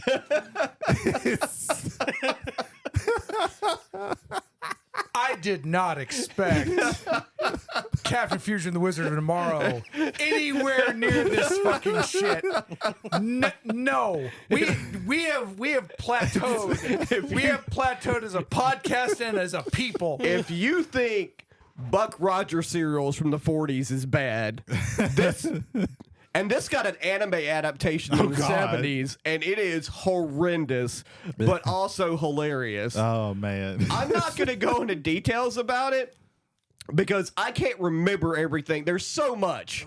There's so much with Captain Future, Wizard of Tomorrow. I had to correct that because I almost wrote Captain Futanari, which is a completely different guilty pleasure. Oh, that is outside of my category. Good to know, I guess. I shouldn't have been shocked, but I was shocked that one scene, two made it. Continue, please. That was 4. That was 4. That was 4. 4. Number 3, witchcraft. Hold on, wait a minute. Not the actual religion. Any movies or TV shows that have witchcraft in them, such as The Craft or the 18 witchcraft movies that there are, on top of Ouija board shenanigans, any of those. Man. I love all those, and none of them are good. I like, Except for how The you Craft. were The Craft like, is all right. General, very specific. General. I don't think you could get more specific than Captain And Future. Future Wizard, not just Captain Future, Captain Future Wizard of Tomorrow. Yeah, just no. for any of the other Captain Futures out there. Number 2, specifically, any bad shark movie. Any bad shark movie. I don't feel so bad about my list anymore. Shark Side of the Moon is one of the better ones. He's not kidding. It's a Tubi original. Of course it is. Who else would make that shit? Out of Sharkenstein. Asylum saw that and was like, we will pass. That is too much for Asylum us. made it. What the fuck? Yeah. Out of How about them nuts? out the of fuck? Sharkula. There's no movie there's no other movie coming out connected to that. Why did they make that? Sharkenstein, Sharktopus versus Pterodactyl, or whatever the fuck that one movie was. Was there Mega Shark versus Giant Octopus? I think so. I haven't I watched think all they of made them. I think Coming soon, Megalodon Shark versus Captain Future Wizard of Tomorrow. The Meg versus Sharkula. Now, getting serious for a moment. Oh, we're getting serious now. Oh, thank now we're God. getting serious. Everyone, take this moment to deep breathe. This is also a hot take that Okay. Everybody is going to hate, because I've talked about this movie before Okay. several times. Okay. I've touted it as being the Plan 9 of outer space for modern cinema. Damn. Jupiter Ascending. Jay hates that so man. much. Man. You have You put it at number dinosaurs one, on too. roller I'm skates. too tired from Captain Future to hate the fact Jupiter Ascending's on Channing it. Tatum plays a space werewolf on rocket boots. Mia Kunis is a bee. She's the queen You bee. could have stopped it. Mila Kunis is, and the sentence would have been perfect. She's the queen of the universe. You've talked way too much without mentioning Eddie Redmayne. Eddie I'm Redmayne sorry. speaks backwards. Yep. I'm sorry. Not like he said. Like it's instead like me would be No, it's like I want to know what you're having. He talks and And then he he, like, breathes screams. inwards as Can he's I take talking. Eddie Redmayne's Oscar back? Can I just take it from He him? really didn't deserve it after that. We love you, Eddie That was Redmayne. post-Oscar that he made that shit. The movie has a budget. It has. Are you sure? It has decent acting, but what it doesn't have is a good script Yeah. or a plot. None of it makes any sense. Yeah. Apparently, there's 2 brothers and a sister that run the whole universe, and they're farming humans on Earth for whatever reason. But I love it anyway. When you take big swings, sometimes you miss. Ooh, To be honest, the Wachowski. Wachowskis mostly miss. but Wachowski. They also hit a lot too. So now, Ethan. Ethan, follow that shit. Yeah. I can no, I can't. I already know. I have the worst list. I already know this. I'm still available. I could have the worst list. No. I'm calling it. I'm calling it. Dude, how do I follow these up? You start Like- with number 5 and count down So Raining Men. Here we go. by the Weather Girl. Jesus, I need to breathe real fast. Okay, So while you're preparing hold on, us, everyone, travelers and passengers, everybody, deep breath in and exhale. Jody wasn't able to partake in Yeah. that. I He was was still dying. coughing. Yeah. dear Lord. Okay. Tell us about your thought process. So one of the things I was trying to like figure out is like, okay, when I think of guilty pleasure it's something that I enjoy like watching or playing or listening to, but also knowing that there's some form of like embarrassment or a shame in it, or anything that adds to like you don't want to admit that you do this. Have I ever told you about Captain Future Wizard of Tomorrow? No, that was a first. That was a first. In the many Let him years that I've known you. proselytize. Okay. Jesus, I don't even want to say my list because it's not even like You're embarrassed that your list isn't embarrassing enough. What the fuck? okay. So my number 5 is a video game series. Okay. It's the Pokemon games. Okay. I have spent anytime that there's like a game I see that I haven't played in a while or a new game that is released, I will sacrifice sleep and sanity to play as much of it as I can. Try and play it as fast as possible. Get all the DLCs attached to it, and it's just something I enjoy. I enjoy playing it, but I'm ashamed of the amount of sleep and sanity and the times I have lost playing it. It also doesn't help that they're all basically the same game. Exactly, yes. Okay, yeah, I get it. And it's not even like the main Pokemon games. It's like Arceus, all the Mystery Dungeon games, the bad Wii games that came out. Oh man, you got it bad. Yeah, I like I said, so much sleep. My number 4 is the TikTok app. Yeah, there you go. Like, yeah, You redeemed yourself. Like so, like many hours of just mindlessly like scrolling and watching like 10-15 second videos, scroll, double tap and like, scroll, oh, I like this person, let me see what other videos they've made. It's just so many hours of waking up, laying in bed and just, oh look, I'm on this app, oh, 4 hours have passed, what have I done? you really are fucking Gen Z. Yeah, it's just the mindless numbness of just scrolling. Number 3 is going to be a TV series. Okay. It is the U.S. version of Shameless. I liked Shameless in high school and watching it and watching all the way through its completion, but it's not something that I said I enjoyed watching because the subject matter that's in the show, the drug use, alcoholism, nudity, You had to be a good boy. You didn't want to feel like you were a freak. Did you take the Dare pledge? No. I Okay, didn't. then you shouldn't worry. No, but I enjoy the show. I think it's a good show, but I think it's legitimately a good show, except for like the last 2 seasons. yeah. They ran out of material, in my opinion. Like Yeah. they've done a lot. They've done a lot with that family. The there last wasn't much season more was, to like, do. Actually, legitimately bad, Yeah. but like really up until All the way up Amy until- Rossum yeah, left. Like, yeah, it was when a, she it was a left. good show, I think. Yeah, I enjoyed it. Number 2 is something that is even more embarrassing of admitting to watch, and that is the anime Food Wars. Oh no. Is this the one where they come after they eat food? Yes. Yeah. I watched one episode of it and it was so cringe. It is. I couldn't finish it. You don't have to be ashamed of this list, Ethan. It's This pretty is a good list so far. I don't agree with one of them, but yeah, it's a pretty good list. I watched it. Like I said, I watched it in high school, and it's like, oh, it's an anime of cooking. It's food. That's what I thought when I was going into it. And then a group of people, they eat a potato roast. Oh, all the clothes are falling off, and there's steam covering everything. The food is so good that their clothes literally They explode off of them, and they make orgasm I've sounds. seen bits and pieces of Yeah. it. and it's like, oh, so this episode sets the tone of the series. Yeah. And it just continued on. And I went, I'm out.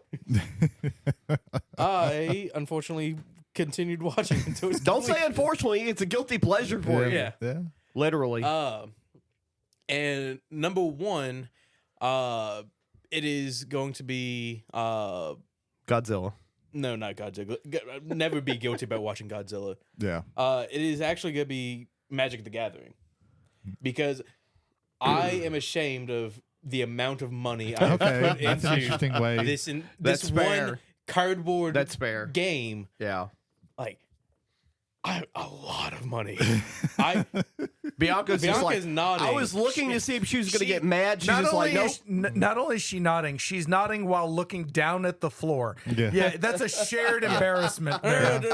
Okay, This was before we got back together. Like, Uh-huh. so much. I enjoy the game. Oh, but yeah, you've always spent so much before you got back together.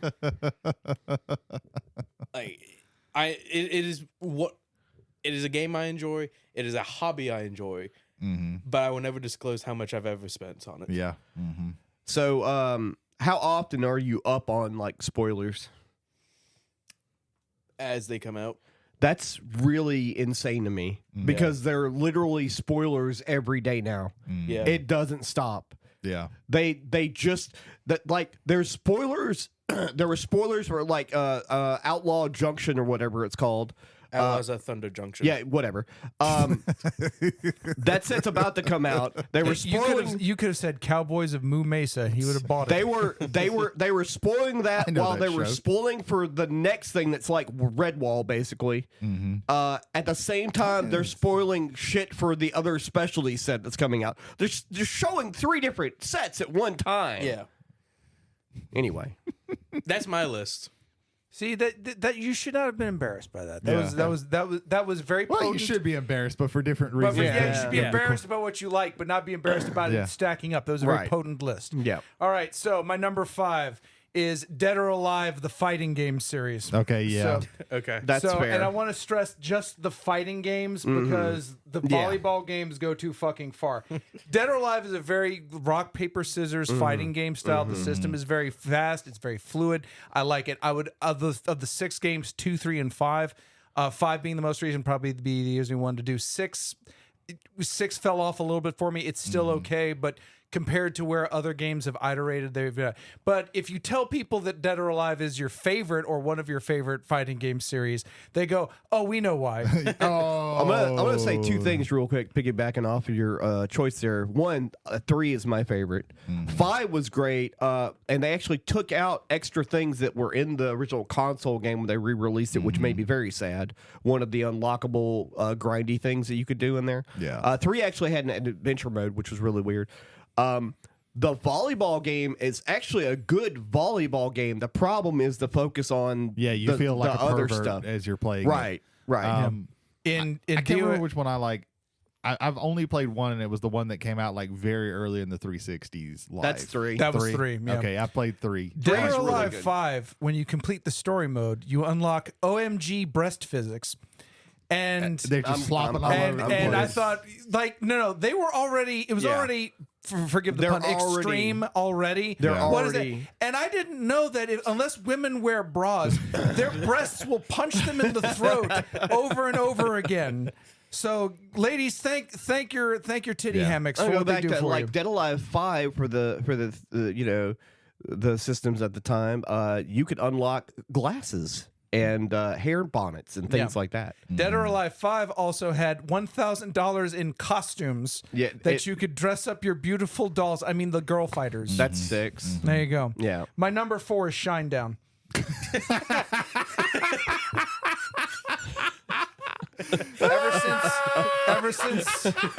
ever since the first You omnibus should be ashamed of this. You should be ashamed of this. the first I've listened to Shinedown songs on the radio, and I have not turned off the radio nor changed the channel. They're very good drive-by sound effects. I am amazed There you that go. you're. There you go. Wow. There you go. Number 3. This is really a day for confessions. Yes, number 3 is a director and producer of movies such as Transformers, Universe, and yeah, it's Michael Bay. It's Michael Bay. It's Michael Bay. Crossover. Nice. It's Michael Bay. His movies are always stupid. Yes. But they're stupid. Even fun.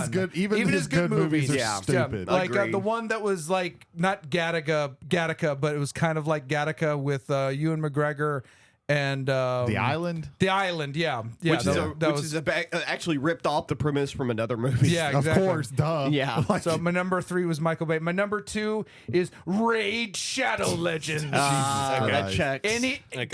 gotcha games Yeah. just in general, but I play this one in specific, so it's on my list. Nice. Raid Shadow Legends. And my Yeah. number 1 is Silver Side Up, which is a studio album from the band Nickelback.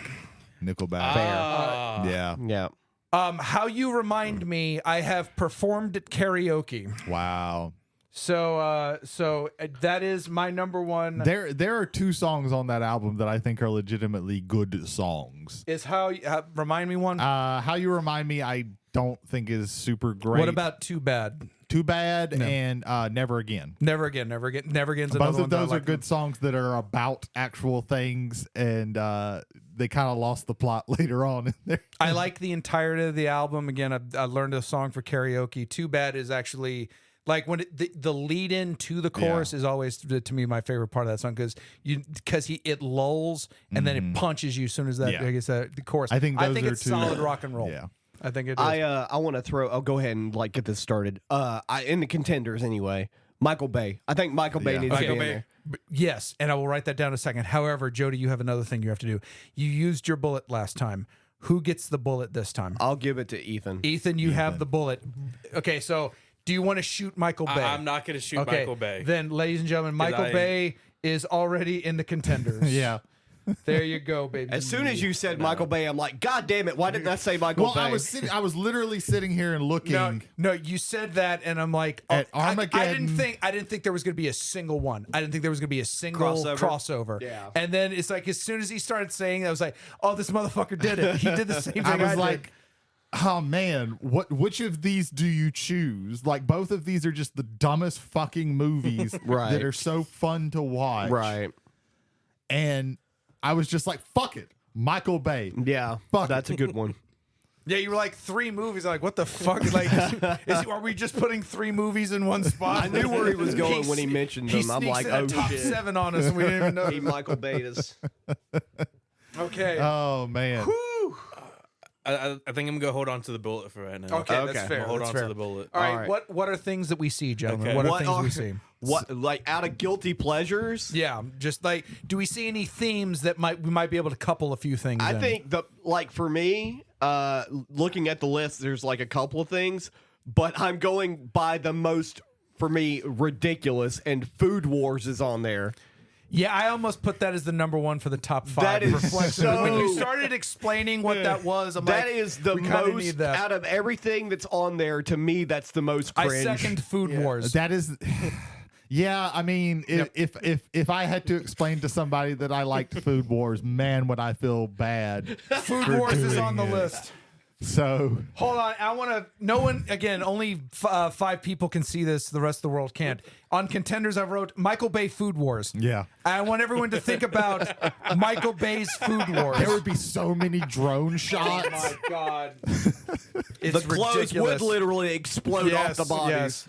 All right, we're 2 in, You gentlemen. know what? I'm That didn't take surprised too that long. I'm the only one who really put anything with Nicolas Cage on there because That I is think true. a That's lot fair. of his shit That is is like true. I'd have to agree. I like Nick. Like if he was like, I like him too, but like some of his movies are just bad but fun. Right, right. Like I seriously also thought about Face Off. That was probably one that you thought I was going to write, but I was like, man, I can't put a movie that was directed by what's his name on there, John Woo. John Woo. For some reason, his name flew out of my brain. I apologize, John Woo. But like, I can't put a John Woo on a guilty pleasure thing. But that movie is also batshit. Right. I nominate Captain Future Wizard of Tomorrow for I sheer was- shock value. Fuck it, why not? I was about to actually. Are we good? You have a bullet. You could just shoot it and just derail things. What the fuck even is Captain Future? Think of like, have you ever seen Flash Gordon the movie, like from the 80s? Okay, we need to add that to the list of movies Ethan needs to watch. I goddammit. cannot remember if I have. It feels Flash. like that. I know that tune. Right. I know that, but I don't have. He probably knows that from Ted. Probably. Oh no. No. No Seth MacFarlane up here. I thought maybe like Because a low I don't enjoy Seth MacFarlane. Notice I pointed here and I just avoided your square. Food Wars is on there before Seth MacFarlane. Yeah, I would remember- watch Food Wars before I watched the Seth MacFarlane Remember one thing, Ethan. You asked me like, what the fuck is like Captain Future? I'm gonna retort to, you didn't know what the movie Psycho was before you watched it with us. Really, That is true. That you is- know that is it fair. existed, and if you knew Did about, you know Food Wars existed before Psycho? I take your silence as a yes. Moving on. Yeah, there we go. There we go.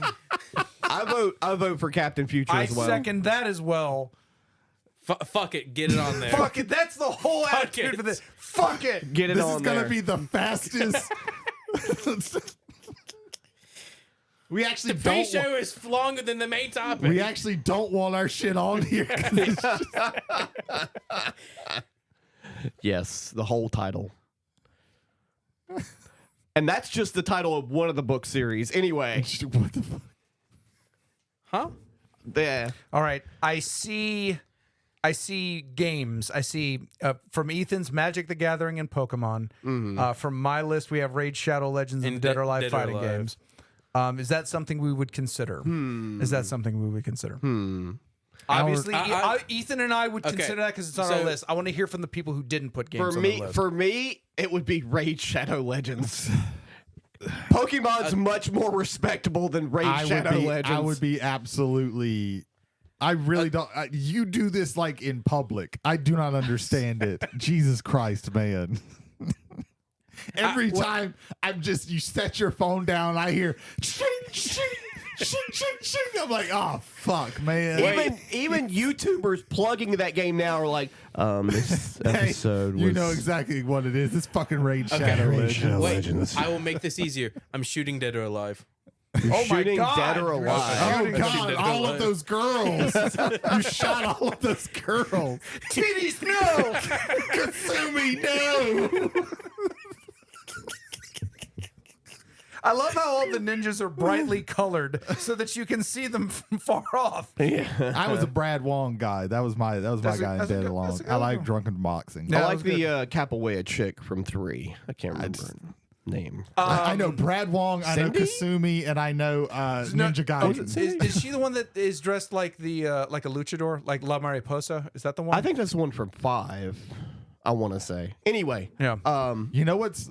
If you would have put Rumble Roses on there, that would have been even worse. Rumble yeah. Roses would have been. Yeah. That's By- actually by a good the- game by the too. same That's, team- by the that's same actually team. a good By the game. sa- It's like by the same team, and like about a third of those girls end up in Dead or Alive. Oh wow. Yeah. Okay. Yeah, I think I can't remember if it's Aki Engine or not. I'm way but anyway. behind on my Dead or Alive lore. Right. Are we putting Raid on the contenders? I voted for it. That so. is. Raid. Anybody else? Raid. Speak now or forever hold your peace. Raid. Raid it is. All right, we got one more to go. Shine down. It might. Shine. You know you want. You know you two want to. You know you want to. Why didn't you shoot this? Why Why he didn't you likes shoot it. this? That's why. Yeah, to keep it off of the guilty pleasure list, to say this is not a guilty pleasure. Shine down. I will say. I'm not putting Shine down on a list. I- I'm putting my fucking foot down. We are not putting fucking Shine down on the list. So wait a minute. So then this list isn't guiltiest pleasures. It's guilty pleasurest. If that's what you're going with, I'm just saying. There are other things on the list though, All right, that are so also guilty pleasures. Let's open the list back up again. Okay. Okay. What sticks out for you that isn't on your list? Okay, Right. I have to be honest. Any bad shark movie is just just bad shit insane. Part of me wants one of these like super broad ones that fucking Jody things. put on there. Either bad reality TV or bad shark movie. It also satisfies we at least get one from everybody. Yeah. And no number ones if that's the case again for the second list in a row. Yeah, I kind of don't want Jupiter Ascending to be on the list. So Shinedown, right? No. So any bad shark movie, are we good? Any bad shark movie. Are we good? Well, You could've- you- it's actually if I was gonna say it's really a toss up for me between bad reality TV and any bad shark movie because I actually You could have, instead of saying any bad shark movie, you could have just said any shark movie but Jaws. Yeah, because that's true. That's pretty much Jaws Wait, one. Jaws is a good movie, though. Jaws is the only That's good the only shark good one. movie. Okay, so you say any shark There's movie no except other Jaws. Okay, good no, shark because in my movie. head, I thought Including you, other Jaws I thought movies. you said any bad shark movie except Jaws, which No. made me assume that Jaws is a bad No. shark movie, but so any shark movie but Jaws. Okay, Yeah. I get it. Right, I get it. right. I understand what you're Because saying. there's one. They did it once. Yeah, that's true. You haven't seen Sharktoberfest then. The thing is, I don't know if you're making that up, and I'm not gonna ask. Brady, I don't know if I'm making it up. I don't. I'll watch any bad shark movie. I love watching bad reality television. I'm voting bad shark movie. I used to like because reality TV, if we do but bad, like, no, man, because I am included in bad reality TV, not for Jody, but just the statement is down with love, which. Yeah. No. Yeah. Like it's there there. are like there are no Down syndrome sharks that no, there probably is. Oh, Shit. fuck. You've Fuck, already God fucked damn Let me it. look on Tubi. No, that shit goes on Sling. All right, I'll No, vote that's for on Pluto. any. The non-planet. Crackle. I believe me and Jody are voting for any bad Shark movie. movie. Real player. Any bad shark movie. Daily Motion. That's probably true. Yeah. That's factual. Any bad shark movie. Any bad The contenders are on there, baby. Any bad shark movie. Now, how are we going to fucking sort this out? Oh, Jesus. Just shotgun it. I don't fucking know. Michael Bay #1. Yes, This man, yes, this yes. man has just a laundry list Yeah. of just garbage that you just want to sit there and watch, and you feel your brain For rotting. me, it's a number 2 is tied between Raid and Food Wars. That's no. Okay, for me, the tie is there. I believe Food Wars breaks it. I think because so. there isn't any fucking in Raid. Yeah. Okay. Food War. What do you say, Ethan? Food War. I would agree. Food Wars over Raid, and I will go a step further. I would say number 4 would be bad shark movies, and 5 Captain Future. I thought he was about to say, I'm going to go a step further, erase the list, and put Shinedown in all 5 spots. I would agree with Raid being 3. Okay. Raid being 3. Yeah. We are going to be less than a fucking hour if we keep this pace. Oh, no, we'd win more than an hour on the first one. So Captain we'll get there. Future's got to No, be I'm 4. talking about less than an Okay. hour on this Captain part. Future, number 4, and then just any Captain bad... Future's got to be 4. Yeah. That's got. I mean, that's better. your... Okay. That's so better than. God damn. Okay, hang on. I can't write them this fast. That's because you insist on writing the entire thing out. We know what Captain Future is. Okay, look. Now it's Seafwat. It's Seafwat. There you go, which is Captain Future. Seafwat. Seafwat. I'm writing this out. Any because, bad shark movie. Yeah. Watch Sharkula on Tubi. If we were a Domino's pizza, it would be free. Anyway, ladies and gentlemen, presenting to you now, incontrovertible, unarguable, inexhaustible, the top 5 guilty pleasures of all time, as according to Travelers on the Omnibus. Number 5, any bad shark movie. Number 4, Seafwat, otherwise known as Captain Future Wizard of Tomorrow. Number 3, Raid Shadow Legends. Subscribe to this channel and get 50 silver, 200,000 gold. A woman.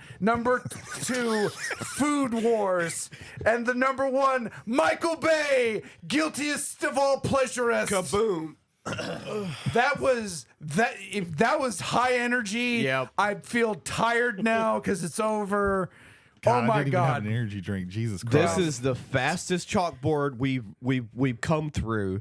Not just like we went through our top 5s pretty fast. The fastest The contenders. fastest contenders we've ever done, Yeah. and the fastest resolution of that afterwards. I think when we're shoveling shit, though, it becomes a little bit easier.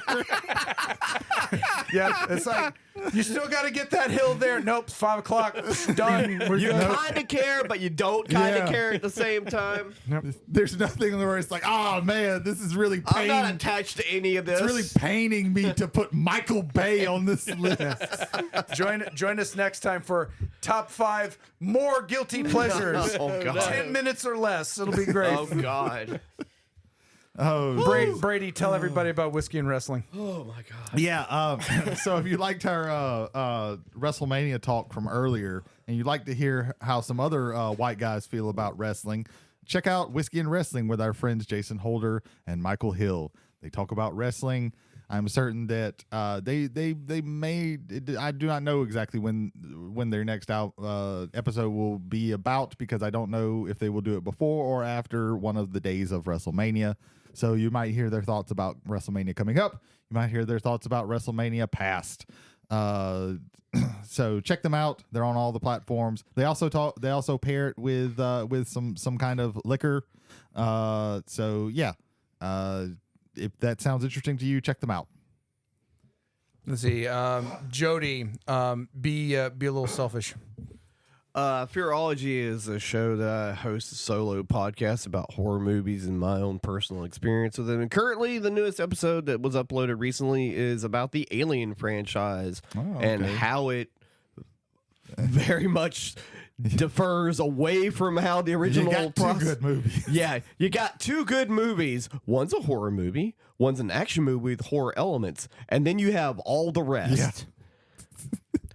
They cloned Ripley. Yeah. How? Listen to my show and find out. Alien 4, I have a soft spot for. I do like. It's better than 3, but then Oh, yeah. again, that's like Hellraiser 3. Well, Alien 3 is literally the definition of studio tampering. Yeah. Because the first trailer for it showed the egg over Earth. Right. And Earth has nothing to do with No. Alien 3. Yeah. No. But yeah, Fearology, it's on Spotify. Check it out. Ethan, talk about our wonderful TV and movie watching friends. Yes, Silence Your Cell Phones, hosted by Kevin Shelton and Jared Hubbard. They talk about movies and TV shows you should and should not be watching. They have a weekly show on YouTube or whenever they feel like it. They go about the ins and outs of movies, TV shows coming out in the future. They will watch shows and review them. Jesus, my brain is fried. Check them out. They're good. Silence Your Cell Phones. You experienced a very, very fast-paced and energetic conversation. It was very good. Stephen Nelson II and our friend Jarrett Taylor present Bearded Drums, 2 gentlemen talking about drums from gear to gigs, along with live performances from Mr. Nelson that were recorded and then put up on both YouTube and on all major podcasting platforms. Again, that is Bearded Drums. Jody, hit him with... oh, wait, you don't know who they are. Ethan, back to you for the Completed Podcast. The Completed Podcast, a Magic the Gathering centered podcast hosted by Christopher Vega, Brandon Scott Tanner, and Brandon Smith. They go about the ins and outs of competitive Magic, the various different formats. They talk about sets coming out. They have interviews with professional Magic players, with Brandon Scott Tanner being a former pro player. They talk about their personal experiences with the game. Check them out, the Completed Podcast. I would like both Ethan and Jody, if they would like, to split up the Mechnarb Gaming promo. In lovely Goshen, Mississippi, there is a beacon amongst all the trash. It is Magnarb Gaming. I thought you were about to say it's Azteca's restaurant. No. Aztecas is delicious. And also your video games that you can't buy. Your board games and puzzles and dice. games. Here's the list of things they don't sell at Yeah, you Mechnarb can't- Gaming. what the fuck? Toilets. You can play a video game, but you cannot purchase a video game. You can play one specific video game. Well, They get at least one phone call a day asking Yes. them if they sell video games. But what they do sell are various different types of board games, card games. They fulfill your Pokemon, Magic the Gathering. Yu-Gi-Oh! Sometimes needs. Nah, Yu-Gi-Oh! Is a dead game. Here it that's is. fair. Lorcana, though. Lorcana. They do have everything of Lorcana. that. The Lorcana Championships, store Otherwise known championship as will, Classy Yu-Gi-Oh. will be happening April 20th. April There you go. 20th. The better card game is going to be having a tournament soon. So Plus, they have Also, Star Wars Unlimited is also getting some traction. Yeah. that's good. they That's have good. all sorts of miniatures, D&D. Show up on Thursday nights. We'll be playing some sort of miniature game. At this point, it could be anything. Yeah. Exactly. Check them out. Mechanope Gaming in Goshen, Mississippi. Alrighty, gentlemen, I think we've made it. The bus is now pulling directly into the station. Join us next week when we talk about the movie Stalker, the 79 sci-fi classic from Andrei Tarkovsky. I was about to say Stugatsky, but that's the Stugatsky brothers who wrote Roadside Picnic, which is what the movie is based on. And if that sounds familiar, yes, there's a video game series called Stalker, which is loosely based on both the video games, the video games based on the video games, video games based on both the movie and on the trilogy from the Stugatsky brothers. Yeah, we're going to get real pretentious next week. Absolutely. This one will definitely go over an hour for the second half. I'll tell you that right now. So, yeah, again. Can't wait till we cover Harlan Ellison at some point in the future. That's gonna be good. I have no mouth in my screen. Yeah, That would be good to do some short stories of his. yeah, Yeah. 100%. Yeah, that way we can be depressed only for about 20 minutes and move on with the rest of our lives. Yes. But one more time, for Travelers on the Omnibus, my name is James McCarthy. I'm Ethan Skinner. I'm Jody K. I'm Brady Davis. Ladies and gentlemen, thank you for stopping by and enjoying the ride. That was good. Still doing this thing, huh? Yeah, At least for a little bit. you gotta keep it going. It saves Yeah. me 20 seconds on the edit. Oh, It's, okay. There's I think I mentioned this last week or the week before when I talked about MILFs versus zombies. There's a thing in that movie where the scenes don't end. They just got to keep it going. you Just gotta keep it going. Got to Okay. keep it going. Mm-hmm. That was the movie with the monkey pussy line. Jesus Christ. That was the